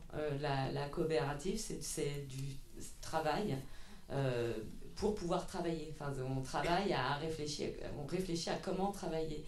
Et il faut vraiment avoir envie de le faire. Et nous, on a dégagé du temps dans nos vies pour faire ça, mais les lieux, en fait, ils sont déjà dans des organisations de temps de travail qui ne leur permettent pas forcément de s'impliquer dans la coopérative comme ils le voudraient, comme ils aimeraient, ou peut-être ça se trouve ils n'ont pas envie aussi, je sais pas. Vous nous dites que vous réfléchissez à comment travailler, alors dites-nous un petit peu les pistes qui sont les vôtres, parce que quand même on a tous envie d'être épanouis au travail, donc si on peut avoir un exemple. Je trouve que ce qui est dit depuis tout à l'heure, en fait, c'est quelque chose auquel on a fait très attention, le commun, de se sentir plusieurs. Alors que, par exemple, là, le spectacle que je fais, je suis seule, je l'ai écrit seule, je suis seule au plateau, je suis vraiment seule, mais il y a plein de gens autour de moi, et ça, je sais que ça m'a donné une très grande force. Donc ça, on travaille beaucoup à organiser des temps communs. On organise ce qu'on appelle des symposiums où on se réunit 2-3 jours juste pour réfléchir au travail, est-ce que ça ne nous prend pas trop de temps la coopérative, est-ce qu'il y a assez je sais pas, est-ce qu'on pourrait, c'est dur d'expliquer, on réfléchit à ça, on organise du temps pour réfléchir à notre fonctionnement, vérifier que tout le monde est heureux. Et aussi, ça permet de ne pas s'envisager comme des fonctions. Normalement, on a plutôt des fonctions dans le spectacle. C'est-à-dire, il y a une productrice dont la fonction est de chercher de l'argent, quelqu'un qui fait de la diffusion dont la fonction est de vendre le spectacle, et l'artiste dont la fonction est de faire le spectacle.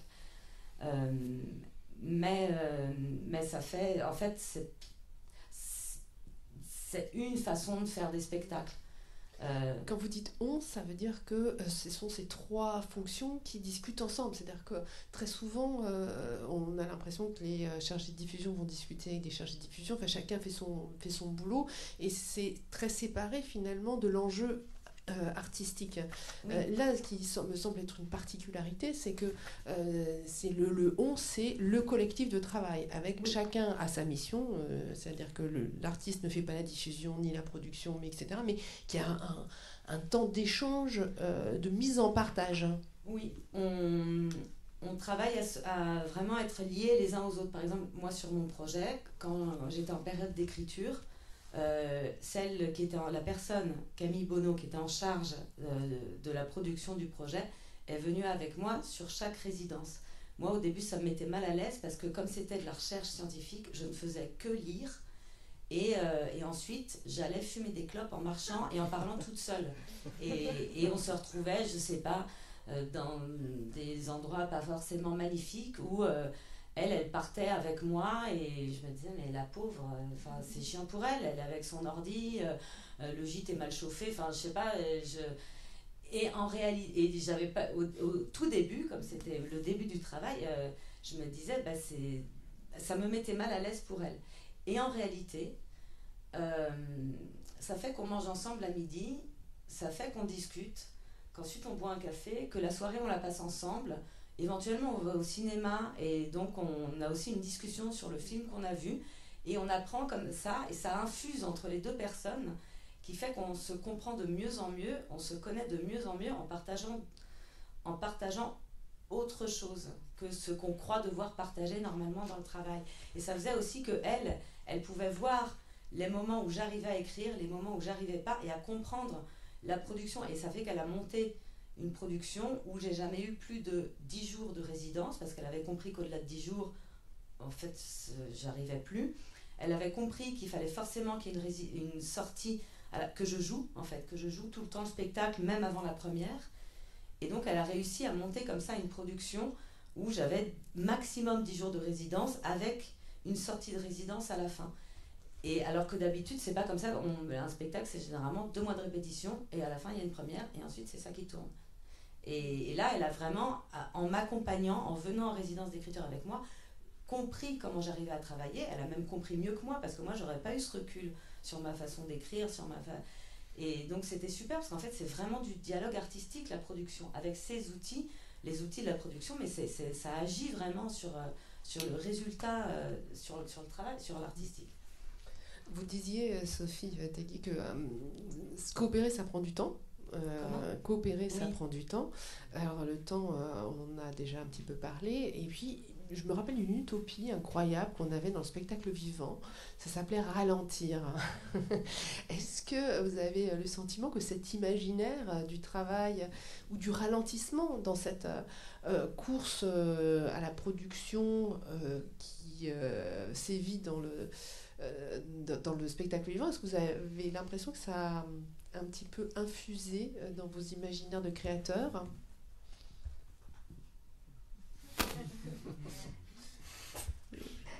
Dans l'imaginaire, oui, et la mise en pratique, encore une fois, c'est pareil, il y a eu un petit moment de dire, tiens, est-ce qu'on va faire différemment après la pandémie ? Est-ce que... Là, j'ai pas le recul pour savoir. Je pense qu'il y a des tentatives. Oui, enfin... De faire autrement, de partir, de se réapproprier aussi des lieux. Mais je ne sais pas si le ralentissement est possible simplement pour des raisons économiques et puis d'exister. En tout cas, dans vos œuvres, c'est à l'œuvre, c'est le cas de le dire, puisque que ce soit Zone Entente dont on a parlé, mais même dans Ultramarin, tout d'un coup, il y a un phénomène qui se passe et il y a une suspension des choses. Si je lis bien ce que vous avez écrit, il y a des fois des ralentissements forcés. Dans ce texte inédit, La Fabrique, donc c'est un pétage de plomb, quelqu'un qui sort de route et il est bien obligé de ralentir. Donc finalement, j'ai quand même l'impression que ce rapport au travail et à la nécessité du ralentissement, il transparaît bien dans ce que vous écrivez. Ah bah oui. Moi je dis plus rien.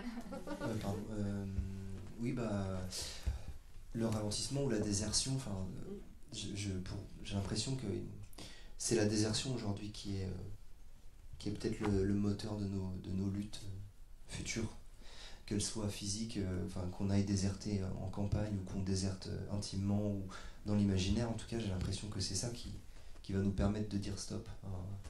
C'est Annie Lebrun qui raconte ça à la fin de son dernier livre, qui dit qu'il ne nous reste plus aujourd'hui que la désertion, et je crois que j'y crois beaucoup comme espace politique possible de déserter. Ça ne veut pas dire qu'on déserte seul, la désertion elle peut être collective, puis il y a eu des grandes désertions dans l'histoire. Moi je pense les premières compagnies de CRS quand elles ont compris qu'en fait elles étaient du côté de la matraque et non plus du côté des ouvriers, qui ont déserté en 1947, qui ont dit non à De Gaulle, c'est quand même des actes hyper forts. Je me dis, si aujourd'hui on arrive à déserter, à encore dire non, possible. Je sais pas. Possible. En tout cas, on peut l'expérimenter déjà dans la fiction. Mais oui, je pense possible, parce que sinon, je pense que ce ne serait pas un moteur aussi grand d'écriture, parce que je pense qu'on est nombreux à explorer ces motifs-là, donc qu'il y a quelque chose... voilà, justement une idée qui nous a, qui a colonisé beaucoup d'imaginaires, et c'est aussi Je pense que quand on écrit, on a ses propres obsessions intimes, évidemment. Moi, c'est un motif qui revient dans chaque texte. Donc vraiment, le moment où ça s'arrête, où on dit stop, où on dit je ne veux plus, je ne peux plus, je n'avance plus. Mais c'est aussi parce qu'il y a quelque chose comme un désir collectif, sociétal, que j'ai l'impression de ressentir très fort. D'autres choses, on ne sait pas quoi, c'est ça le problème peut-être, mais c'est... Ouais. On a parlé de baisse de la motivation, Jérôme Gauthier. Est-ce qu'on observe aussi une désertion? Est-ce que les chiffres commencent à parler? Alors, oui, alors, c'est vrai qu'on a atteint des taux d'émission récemment relativement élevés, mais quand on regarde un peu avec du recul historique, d'abord, c'est pas... on n'a pas réatteint les taux d'émission, par exemple, de 2008. On est à peu près au même niveau. Donc ça veut dire que c'est pas, il n'y a pas une tendance. Et quand on regarde, il y a des phases où ça monte, il y a d'autres phases où ça baisse. Et puis il y a eu un phénomène de rattrapage aussi. C'est-à-dire pendant le Covid, tout était figé. Et du coup, les gens qui auraient voulu peut-être changer d'emploi, ils ont attendu un peu, etc. Alors, il y a quand même, mais il y a peut-être quand même une tendance plus profonde. Et puis, il y a aussi quelque chose qui est plus invisible, qui est ce que les anglo-saxons appellent silent démission, la démission silencieuse, c'est-à-dire à l'intérieur, un peu comme le héros de Melville, c'est à l'intérieur du travail de faire un peu de résistance un peu passive, en fait. Et ça semble monter, mais on a moins d'enquête là-dessus. Mais ce que vous disiez sur l'imaginaire, moi, ce qui me frappe aussi, toujours en perspective historique, c'est un peu ce que je disais tout à l'heure. Quand on regarde le 19e siècle, il y avait de l'imaginaire du travail, vraiment. On se projetait dans le phalanstère de Fourier, etc., des nouvelles formes complètement utopiques d'organisation du travail, etc. Alors ça réapparaît un peu avec les coopératives, etc. Et puis ensuite, dans le mouvement ouvrier, notamment dans un pays comme la France, mais dans d'autres pays, effectivement, ça a plutôt été le thème un peu de la désertion, c'est-à-dire on ne peut trouver de l'épanouissement qu'en dehors du travail. Donc les priorités, c'est devenu de réduire le temps de travail, d'avancer l'âge, d'avancer le plus possible l'âge de la retraite, etc.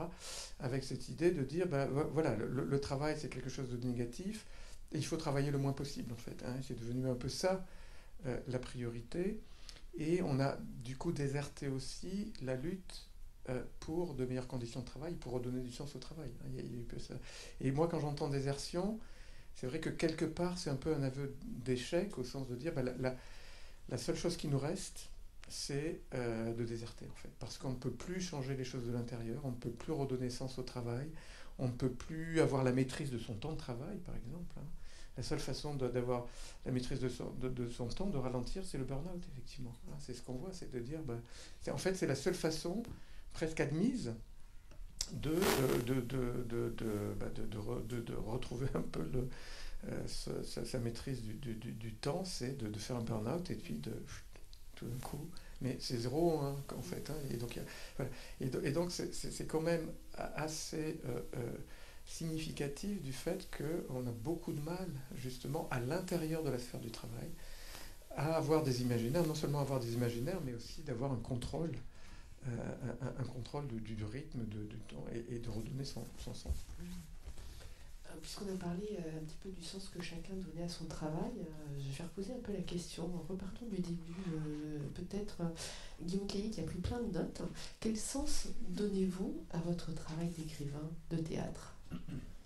Merci. Vous parliez de lutte, ce qui est un enjeu fort. Je sais pas. Moi, elle est très compliquée, notre position dans la société. On s'arrange comme on peut, mais on est quand même... moi, je fais de l'art parce que le monde va mal, donc si le monde allait bien... Donc il y a quand même un endroit où elle est étrange, notre position, quoi. Donc je suis toujours très mal à l'aise sur le... Peut-être que l'espace, il est de se dire que... parce que l'écriture peut rien, elle peut tout, une espèce de situation, de se dire, en fait, effectivement, l'exercice de pensée, de se dire, et si... il s'agit pas je pense que ça c'est intéressant de se dire que nous, en tout cas moi en tant qu'auteur, je me dis, j'imagine pas l'avenir pour imaginer l'avenir, parce que l'avenir, en fait, je suis pas devin, je m'en fous, mais imaginer l'avenir nous permet peut-être de se poser des questions sur le présent, un peu comme les récits apocalyptiques nous permettent aujourd'hui de nous dire on va dans le mur et quelles sont les conditions pour essayer de ne pas y aller. J'ai l'impression qu'il peut ça, l'espace de l'imaginaire, et donc c'est ça qui m'intéresse, de se dire que c'est un espace autonome qui peut possiblement peut transformer socialement, possiblement peut faire déserter des personnages, mais en tout cas, il amène des possibles, quoi. Je pense que c'est ça, et du coup, il n'y a pas vraiment d'utilité à amener des possibles. Ou en tout cas, voilà, c'est peut-être ça qui a... Une utilité sociale, au moins. Ouais, enfin bon... Ouais, enfin bon, quelqu'un qui fait... Oui, bah non, mais si on veut, mais ça c'est aussi parce on a besoin aussi de se légitimer, nous, par un métier qui n'a pas besoin d'être légitimé, parce que le seul fait d'être suffit. En fait, voilà, on se cherche des légitimations, mais il n'y en a pas.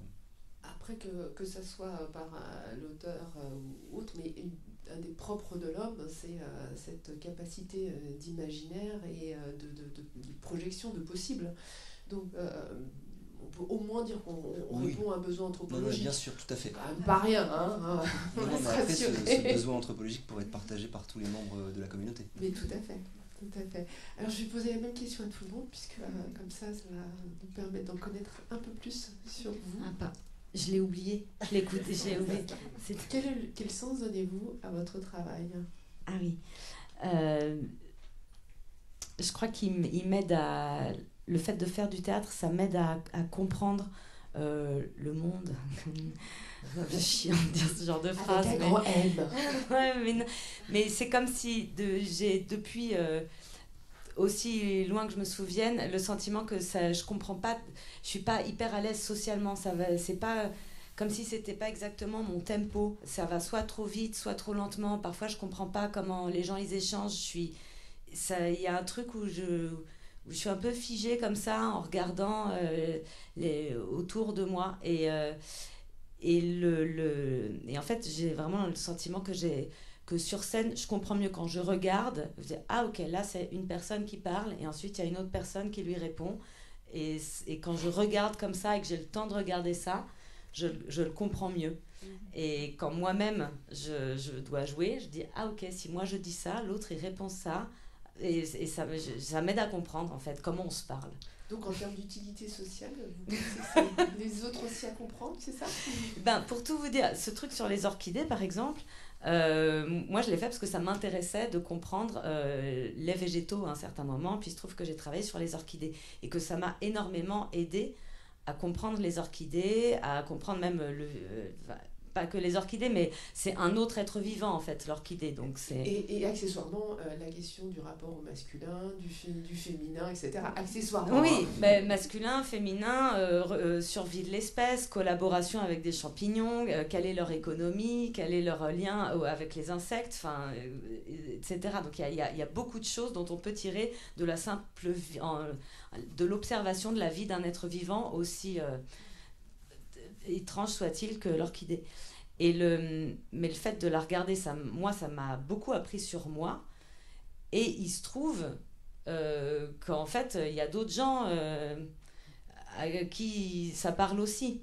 Même s'ils ne savaient pas qu'ils étaient intéressés par la sexualité des orchidées, c'est ça qui est génial. Hein. C'est parce qu'au départ, on se dit pas, tiens, c'est une question que je me pose intimement. Parce que, non, mais moi-même, au départ, je ne m'intéressais pas à l'orchidée. Je travaillais dans des fermes et donc je fréquentais l'agriculture, donc je regardais les potagers. Puis au fur et à mesure, on m'a raconté des trucs sur les végétaux. Et au fur et à mesure que je lisais sur les végétaux, je suis tombée sur l'orchidée, etc. Mais même moi, j'aime pas les orchidées.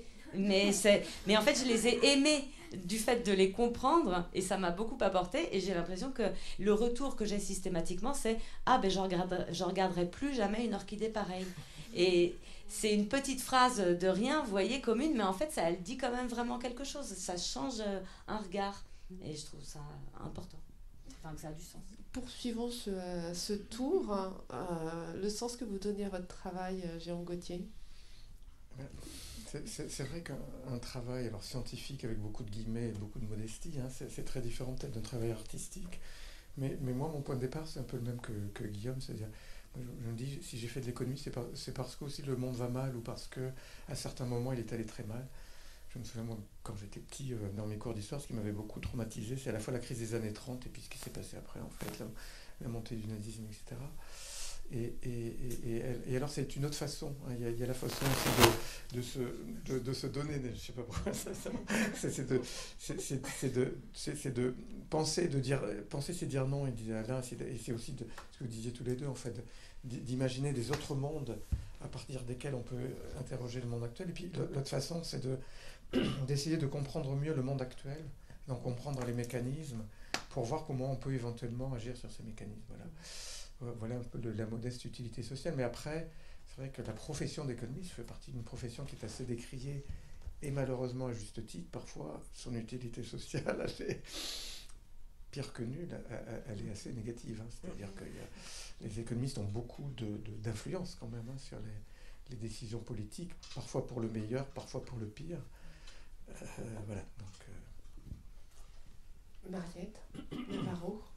Oui, c'est une question difficile. Enfin, je rejoins des choses qui ont été dites, mais c'est vrai qu'il y a quand même un inconfort parfois dans un petit malentendu qu'il peut y avoir, que les artistes auraient quelque chose de l'ordre du sens à apporter, ou de l'ordre d'une vision, d'une réponse. Et je pense que voilà, ce qu'on a entendu, c'est qu'on pose plus des questions que d'apporter du sens. Donc parfois, ça peut... je peux être mal à l'aise de me trouver dans cette position de finalement proposer une parole publique en disant mais moi je n'en sais pas plus que le spectateur ou la spectatrice. Par contre, je peux... Donc de plus en plus, je me dis que je fais un travail de traduction des choses que je ressens, essayer de les traduire avec des formes voilà. Mon outil étant celui de l'écriture plutôt, on va dire, pour les rapidement, poétique, donc des images, traduire en images des intuitions que j'ai du monde dans lequel on est, mais voilà, sans l'interpréter et sans avoir un message à faire passer, quand bien même il serait traversé par des sujets politiques. Voilà, mais le sens, il est à se réinterroger à chaque fois, presque à chaque nouveau projet, à chaque nouveau dispositif, parce qu'à chaque fois on est pris dans...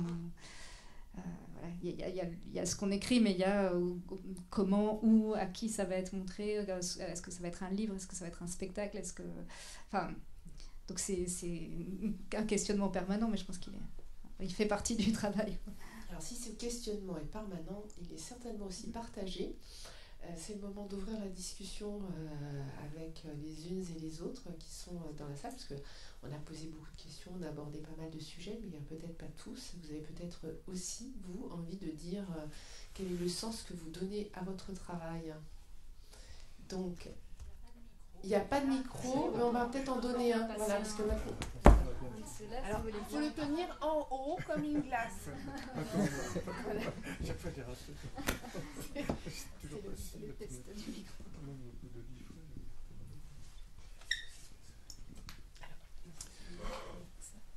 Bonsoir à toutes et à tous. Je suis ravi de participer à cette première rencontre autour de la thématique du travail de l'imaginaire. J'aime pas trop me présenter, j'aime laisser aux autres de le faire, mais je vais être bref. Déjà, je tremble de pouvoir me présenter. Je suis Vladimir, pas Poutine, hein, Vladimir Delva, c'est mon nom. Je suis artiste, comédien.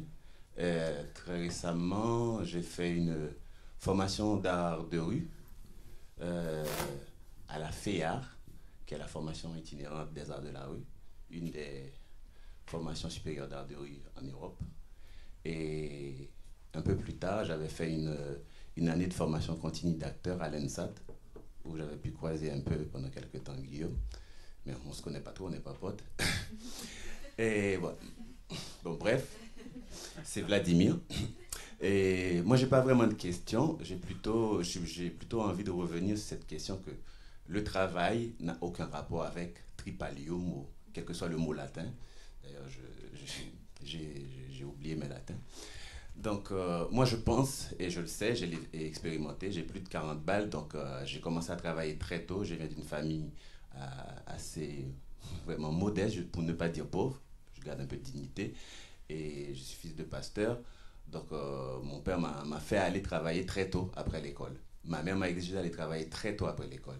Et c'est même avant le lycée. Je suis allé au lycée professionnel chez les Pères Salésiens. Et je faisais le lycée le matin et le travail le soir. Et je repartais très tôt, tout le temps le matin. Donc le travail à la maison, j'aurais bien aimé être payé pour ça aussi, parce que j'étais l'aîné et il fallait travailler pour occuper les petits. Et je devrais aller travailler aussi pour contribuer à ce que la famille doit avoir pour pour rester un peu digne, pour pouvoir manger, je ne dis pas 3 fois par jour, moins 2 fois. Avoir le petit-déj et le repas du soir. Donc, fallait travailler. Donc, c'est le cercle familial. Après, très tôt, j'ai laissé la maison pour cette question de travail parce que j'avais envie vraiment de glander, moi. Donc, très tôt, dès 18 ans, après les 2-3 ans, dès 15, 16, 17, 18 ans, j'ai plus envie de contribuer au loyer de mon père. C'est lui de payer le loyer de sa femme et de ses enfants. Donc, je me suis barré. Donc, bref, maintenant, je suis devenu grand. Donc, il faut travailler pour payer son studio aussi. Pour vivre entre copains, vivre le collectif, il faut contribuer, il faut travailler. Donc, c'est pas du jeu. Le travail, c'est vraiment se réveiller tôt, faire le sale boulot. Je ne dis pas, j'étais pas à l'étranger, faire le métro, boulot, dodo, mais c'est d'aller puncher, d'aller faire son heure et avoir l'argent qui doit revenir de ce travail-là. Bref, mais après, j'ai trouvé que ce qui m'a ramené à l'art, c'était le fait que je trouvais que les artistes, ils glandaient et on leur payait pour. Donc, où ils faisaient rire, ils faisaient du loisir, ils faisaient de la poésie. Comme dans mon pays, en Haïti, il y a pas mal de poètes. On rencontrait plein de poètes à chaque coin de rue. Et il se trouvait qu'on pouvait faire de l'argent avec de la poésie et de la littérature et du théâtre aussi. Donc, ils se trouvaient, mais pas tous, les meilleurs. Donc, moi, je trouve que dans le travail, maintenant, revenons à aujourd'hui, ça fait 10 ans que je suis en France. Moi, j'ai bien galéré pour trouver du boulot. Et vraiment, trouver du boulot, c'est un travail. Prendre le temps de chercher du boulot, c'est un travail. Prendre le temps de venir ici, moi, ça m'a coûté pour venir ici à cette rencontre. C'est-à-dire, c'est gratuit. Je ne peux pas vous payer ce que vous m'avez ramené là. Je n'ai pas pris autant de notes que Guillaume, mais ce que j'ai pu entendre de vous, en termes d'expérience ou de rapport, ou de ce que vous racontez, ça me nourrit. Mais je ne peux pas vous payer pour ça, mais j'ai dépensé. Mon billet de train, le Airbnb, le repas du midi, et ce que je vais prendre ce soir et demain. Donc, le travail, c'est vraiment ça à être trimé. Parce que j'ai passé 3 heures de temps dans un train. J'aurais pu rester chez moi, à la campagne, regarder le beau temps au feu de la cheminée, lire un bouquin, lire encore les immobiles aux propositions de rachat de Guillaume. Ça me faisait. Une cavale. Voilà, donc le travail, c'est trimé. Donc je ne suis pas d'accord. Donc c'est mon point de vue sur cette question-là. Sur l'imaginaire, je trouve que vous n'avez pas trop, et vous n'avez pas assez donné, sinon personnellement, pas assez donné sur l'imaginaire. Voilà. Merci.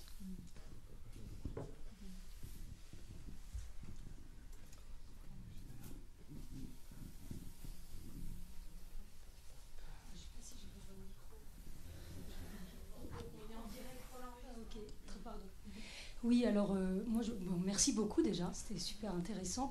Moi j'ai une question par rapport, ça m'a interpellée par rapport au collectif, enfin au coopératif plus exactement. Et j'aurais peut-être une question, alors c'est Jérôme Gauthier peut-être, par rapport à ce qu'on nous a beaucoup vendu, enfin vendu si on veut, quoi. On n'en a pas parlé, là ça rejoint l'ubérisation, mais les start-up, où on a promis une espèce d'horizontalité dans le travail pour les jeunes qui... il n'y a plus de hiérarchie, voilà, etc. Et donc je voulais ça, bon, c'est une illusion totale, parce que justement on a vu que ça ne fonctionnait pas et qu'il finissait toujours par y avoir un petit chef et une hiérarchie au final, quoi.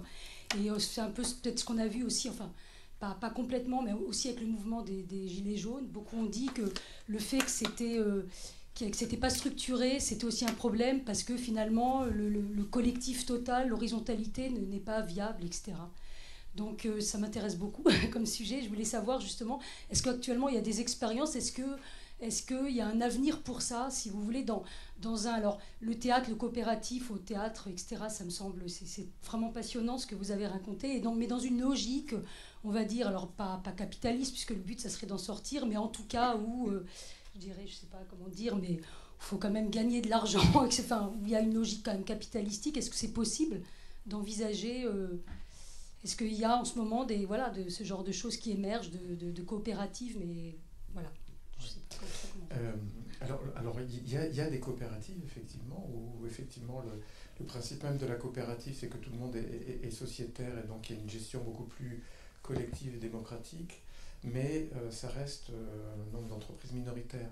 Alors parmi les imaginaires, un peu les utopies, et qui sont mises en œuvre, il y a des nouvelles formes d'organisation qu'on appelle les entreprises libérées. Alors je ne sais pas, certains d'entre vous ont peut-être entendu parler de ça, et donc ce sont des grandes entreprises là, qui mettent en œuvre, Michelin, Airbus par exemple, etc., dans certains ateliers. Et là, l'idée effectivement c'est d'introduire beaucoup plus d'autonomie, beaucoup plus d'horizontalité, c'est-à-dire que d'abord on supprime un certain nombre de hiérarchies, ensuite on fait élire les encadrants de terrain directement par les ouvriers, et puis on laisse beaucoup plus d'autonomie à des équipes, etc.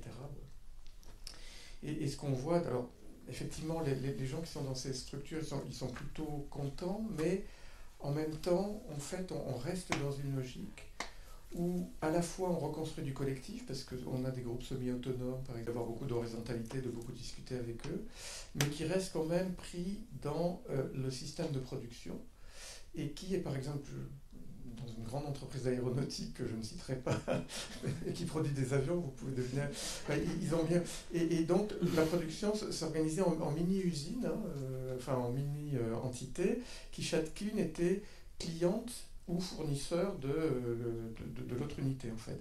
Et donc à l'intérieur, on crée une interdépendance renforcée, mais avec une pression aussi renforcée. C'est-à-dire que vous savez que si vous foirez, c'est toute la chaîne qui va en pâtir, et donc il y a une forte pression. Et donc c'est un peu la logique du maillon faible. C'est-à-dire à la fois on devient plus interdépendant, et à la fois, si vous faites mal votre travail, vous êtes le maillon faible, en fait, un peu comme dans le... Voilà. Et du coup, ça recrée quand même pas mal de pression. Est-ce que c'est pas penser différemment la question de la responsabilité aussi? Oui, c'est décentraliser la responsabilité, c'est-à-dire que à la fois, vous devenez plus autonome, mais immanquablement, vous devenez aussi plus responsable.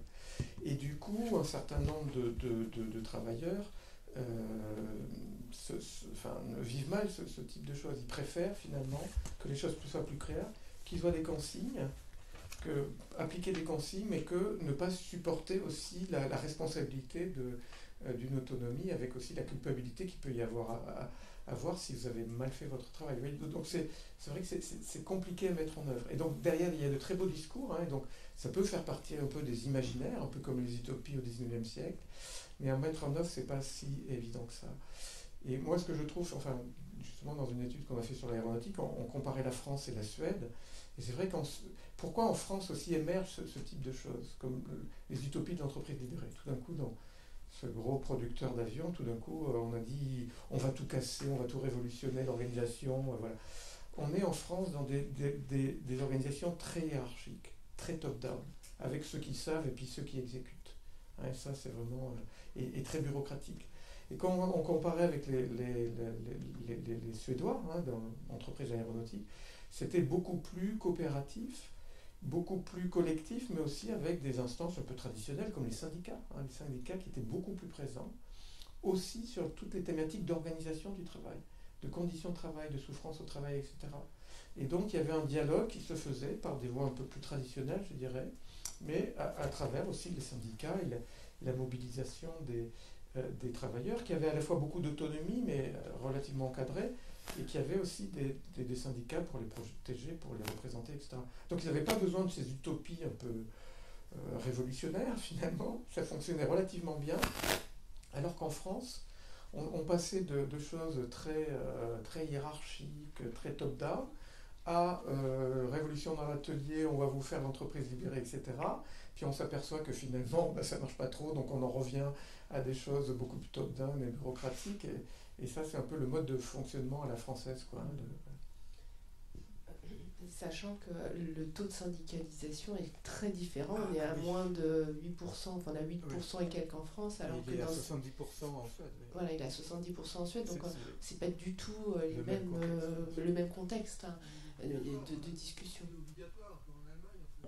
Il n'est pas obligatoire, mais les syndicats offrent des services, notamment, ils sont très associés aussi aux caisses d'indemnisation. Voilà. Donc c'est un syndicat de services aussi, c'est vrai. Mais il est puissant. Il est unifié, ce qui est une différence fondamentale avec la France. Ce qu'on voit en France, c'est que la faiblesse d'un syndicat, c'est leur division. Dans les lieux de travail, c'est la division syndicale. Il y a peu de syndicalisation. Et deux, les syndicats sont très divisés. Donc, alors qu'en Suède, vous avez généralement un syndicat pour les ouvriers, un syndicat pour les cadres, et voilà. Et donc, une forte puissance vis-à-vis de l'employeur. Donc, ce ne sont pas des pays du compromis, ce ne sont pas des pays du consensus. Ce sont des pays du compromis avec des forces syndicales qui sont puissantes. Il faut pas... un travail qui est réalisé quand même dans les entreprises au niveau syndical, dont on ne parle pas, mais qui existe vraiment. En fait. Il y a peu de syndiqués en termes d'adhésion, mais il y a beaucoup de gens qui adhèrent au syndicat. Et dans beaucoup d'entreprises, il y a un vrai travail syndical qui existe, qui se fait, qui fonctionne. Oui, c'est-à-dire, il se passe des choses. Non, mais c'est vrai qu'au niveau des médias, on n'en parle pas. On parle toujours du syndicat en termes de conflits qui existent. Il est vrai, surtout certains syndicats sont spécialisés là-dedans, mais il y a quand même beaucoup de choses qui se règlent au sein de l'entreprise, donc c'est quelque chose qui fonctionne. Oui, ça, je trouve que c'est plutôt... Je ne dis pas effectivement que ça ne fonctionne pas du tout. Non, je sais, c'est pas ce que vous dites. Mais en comparaison, c'est vrai que c'est intéressant. Ça fonctionne moins bien, quoi. C'est-à-dire ça fonctionne moins bien. Parce que le syndicat est moins puissant et moins de... Mais ça fonctionne, pour rebondir sur le terme de collectif, on sait qu'à un moment donné, ça peut fonctionner, quoi. Voilà. Après, je voudrais rebondir aussi sur le... Du coup, comme j'ai le micro, j'en profite. Sur le théâtre, en fait, je trouve que... Et sur le milieu culturel en général, je trouve qu'on a du mal à aborder cette problématique du travail, qui est toujours un peu complexe, et avec un peu cette phrase qui revient constamment dans les lieux culturels, où on fait un métier de passion, donc on ne doit pas trop se plaindre, en fait, quoi. Hein, les conditions de travail, des choses comme ça. Et je trouve que, au même titre que les autres services publics, le service public de la culture, il commence à aller très, très mal. Vraiment, dire aussi qu'il y avait un truc super intéressant avec l'occupation de l'Odéon, c'était pendant le Covid en fait, où moi j'ai travaillé pendant 20 ans à l'Odéon, j'en suis sorti maintenant parce que j'avais besoin de reprendre du recul un peu par rapport à ce qu'on disait tout à l'heure. Et il s'est passé des choses vraiment, j'ai vécu plusieurs occupations, celle-là était vraiment intéressante parce que du coup avec des idées un peu dont on vient de parler, une façon d'aborder le travail, comment on aborde le travail maintenant, ou dans des grands lieux culturels comme ça, où on monte des grands auteurs, ou voilà, et puis en fait, quand on gratte un peu derrière, on fait « Oula, ah ouais, d'accord, c'est ça qui se passe ici, d'accord ». Donc voilà, je pense aussi que moi, depuis 6 mois maintenant, je vais un peu partout, j'écoute beaucoup de choses, et je vois beaucoup de gens qui s'intéressent, qui disent des choses très intéressantes, et je me rends compte, en fait, ces gens-là, ils n'ont pas accès aux grands lieux, ou très peu, en fait. Et que malheureusement, moi, la sensation que j'ai, ça peut être une sensation qui peut être un peu tronquée par ma vision des choses, mais qu'il y a beaucoup de gens qui sont nommés dans des lieux maintenant importants, qui, une fois qu'ils y sont, ils ne pensent plus qu'à être renommés, en fait. Et que, voilà. Et je pense qu'il y a quelque chose à gratter aussi là-dessus, parce que je pense qu'un artiste, quand il arrive dans un lieu, si on lui dit « t'as 3 ans » ou « t'as 5 ans », il n'y aura rien d'autre derrière, en fait. En tout cas, pas dans ce lieu-là.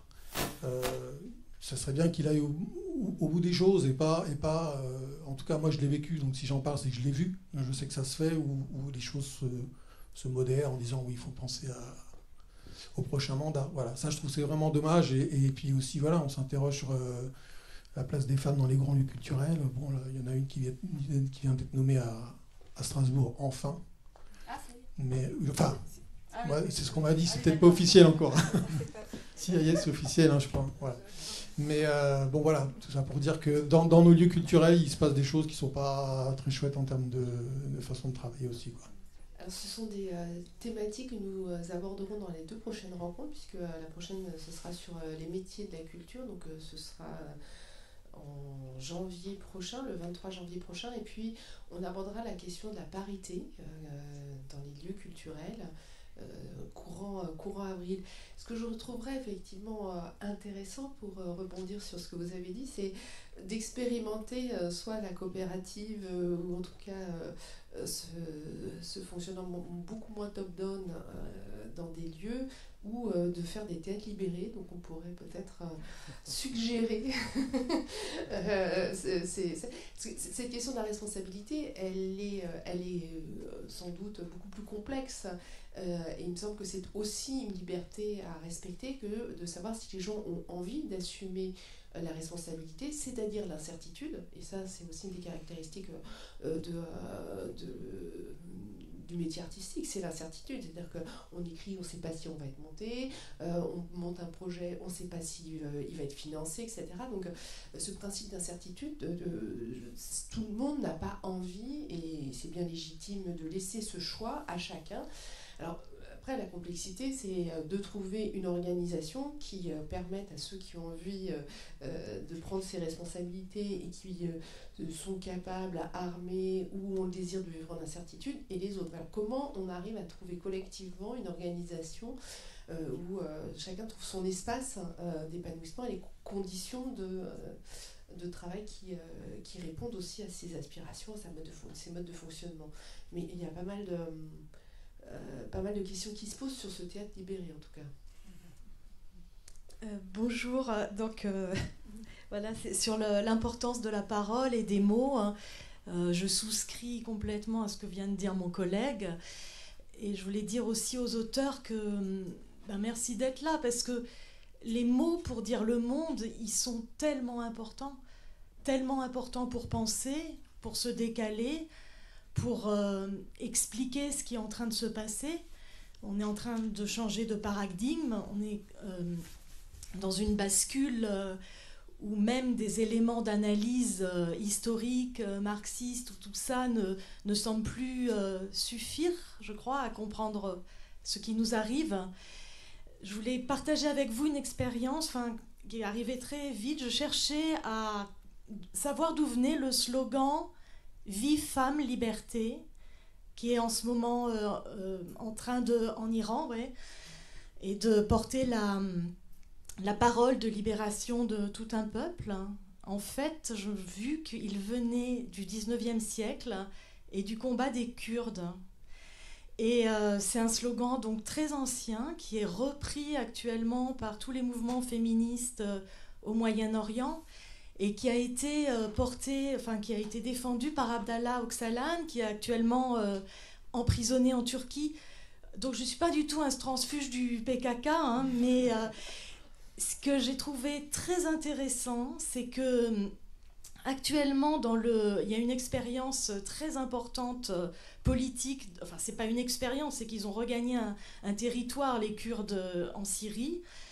Et ils sont en train de mettre en place comme un mouvement, une politique communautaire qui est vraiment basée sur l'égalité, sur le féminisme, sur des processus que vous avez évoqués. Enfin voilà, je trouve ça vraiment hyper important parce que c'est concret, c'est une utopie, et en même temps, Öcalan a été très inspiré des idées d'un penseur américain, libertaire anarchiste, né à Brooklyn, d'une famille juive et dont le nom m'échappe, mais peut-être avec ces éléments vous retrouverez qui il est. Voilà. Merci. Alors, vous nous suspendez en plein mystère, donc tout se précipiter sur Google ou autre.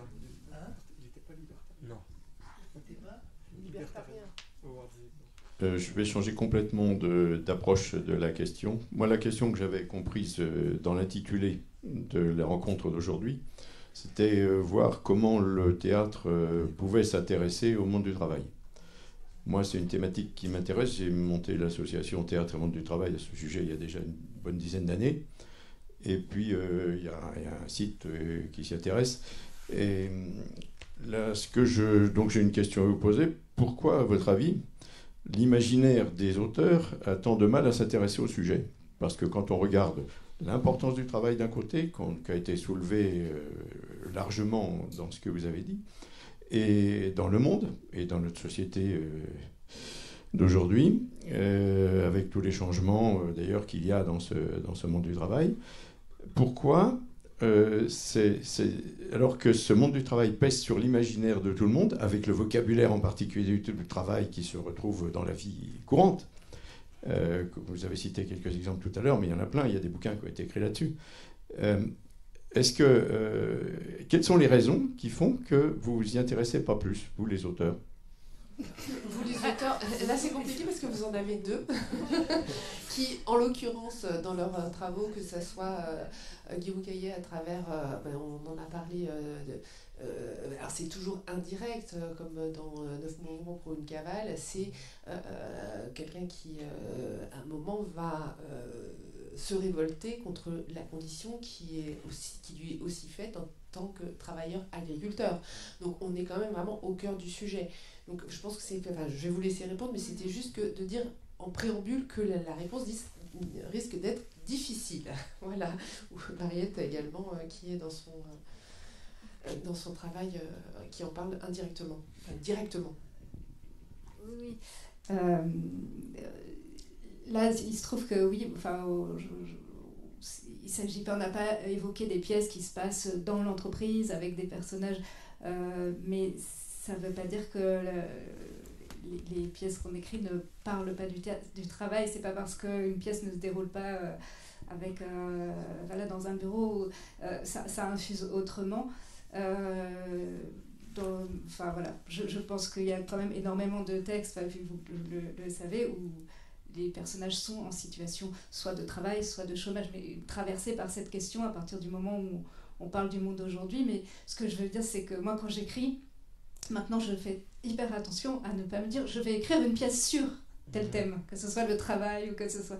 Parce que c'est la meilleure façon de stériliser absolument tout imaginaire et toute écriture, pour moi. Je ne suis pas là pour ni faire un exposé sur un état de fait, ni donner mon opinion, sinon j'écrirais peut-être des essais, mais ça ne veut pas dire que les pièces sont hors sol et ne sont pas traversées par tout ça. Mais je pense que ce soit un roman, une pièce, une œuvre, quelle qu'elle soit, elle est traversée par l'époque dans laquelle elle vit. Donc cette question, elle est omniprésente, mais pour moi, c'est un échec quand on dit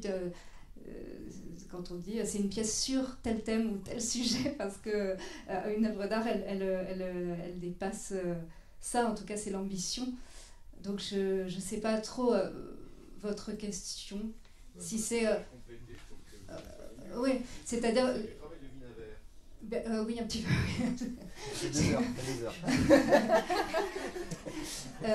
Oui, non, mais j'ai beaucoup étudié le théâtre de Michel Vinaver, bien entendu, mais en fait, je comprends pas si pour vous il faudrait que tous les auteurs parlent du travail. Enfin, je veux dire, on a chacun notre imaginaire aussi.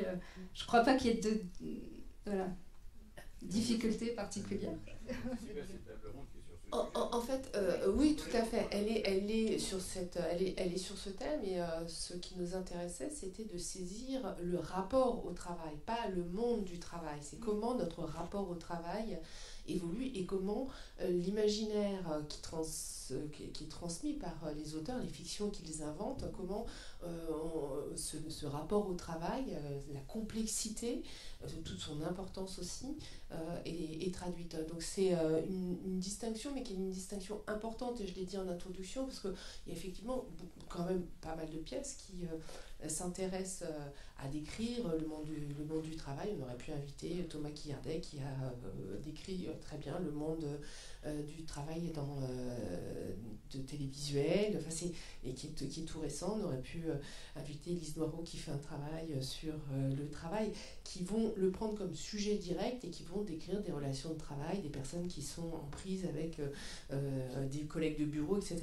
Ce qu'on souhaitait aborder, c'était un peu plus de biais, parce que ça nous semble aussi là qu'est la richesse de la fiction, c'est comment ça arrive à saisir peut-être quelque chose qu'on a beaucoup plus de mal à nommer dans la société, c'est-à-dire ces besoins de pas de côté, ce lien qui peut être viscéral, qui peut nous entraîner, si je reprends les exemples, je vais passer la parole à Guillaume Caillet, mais qui est très identitaire même.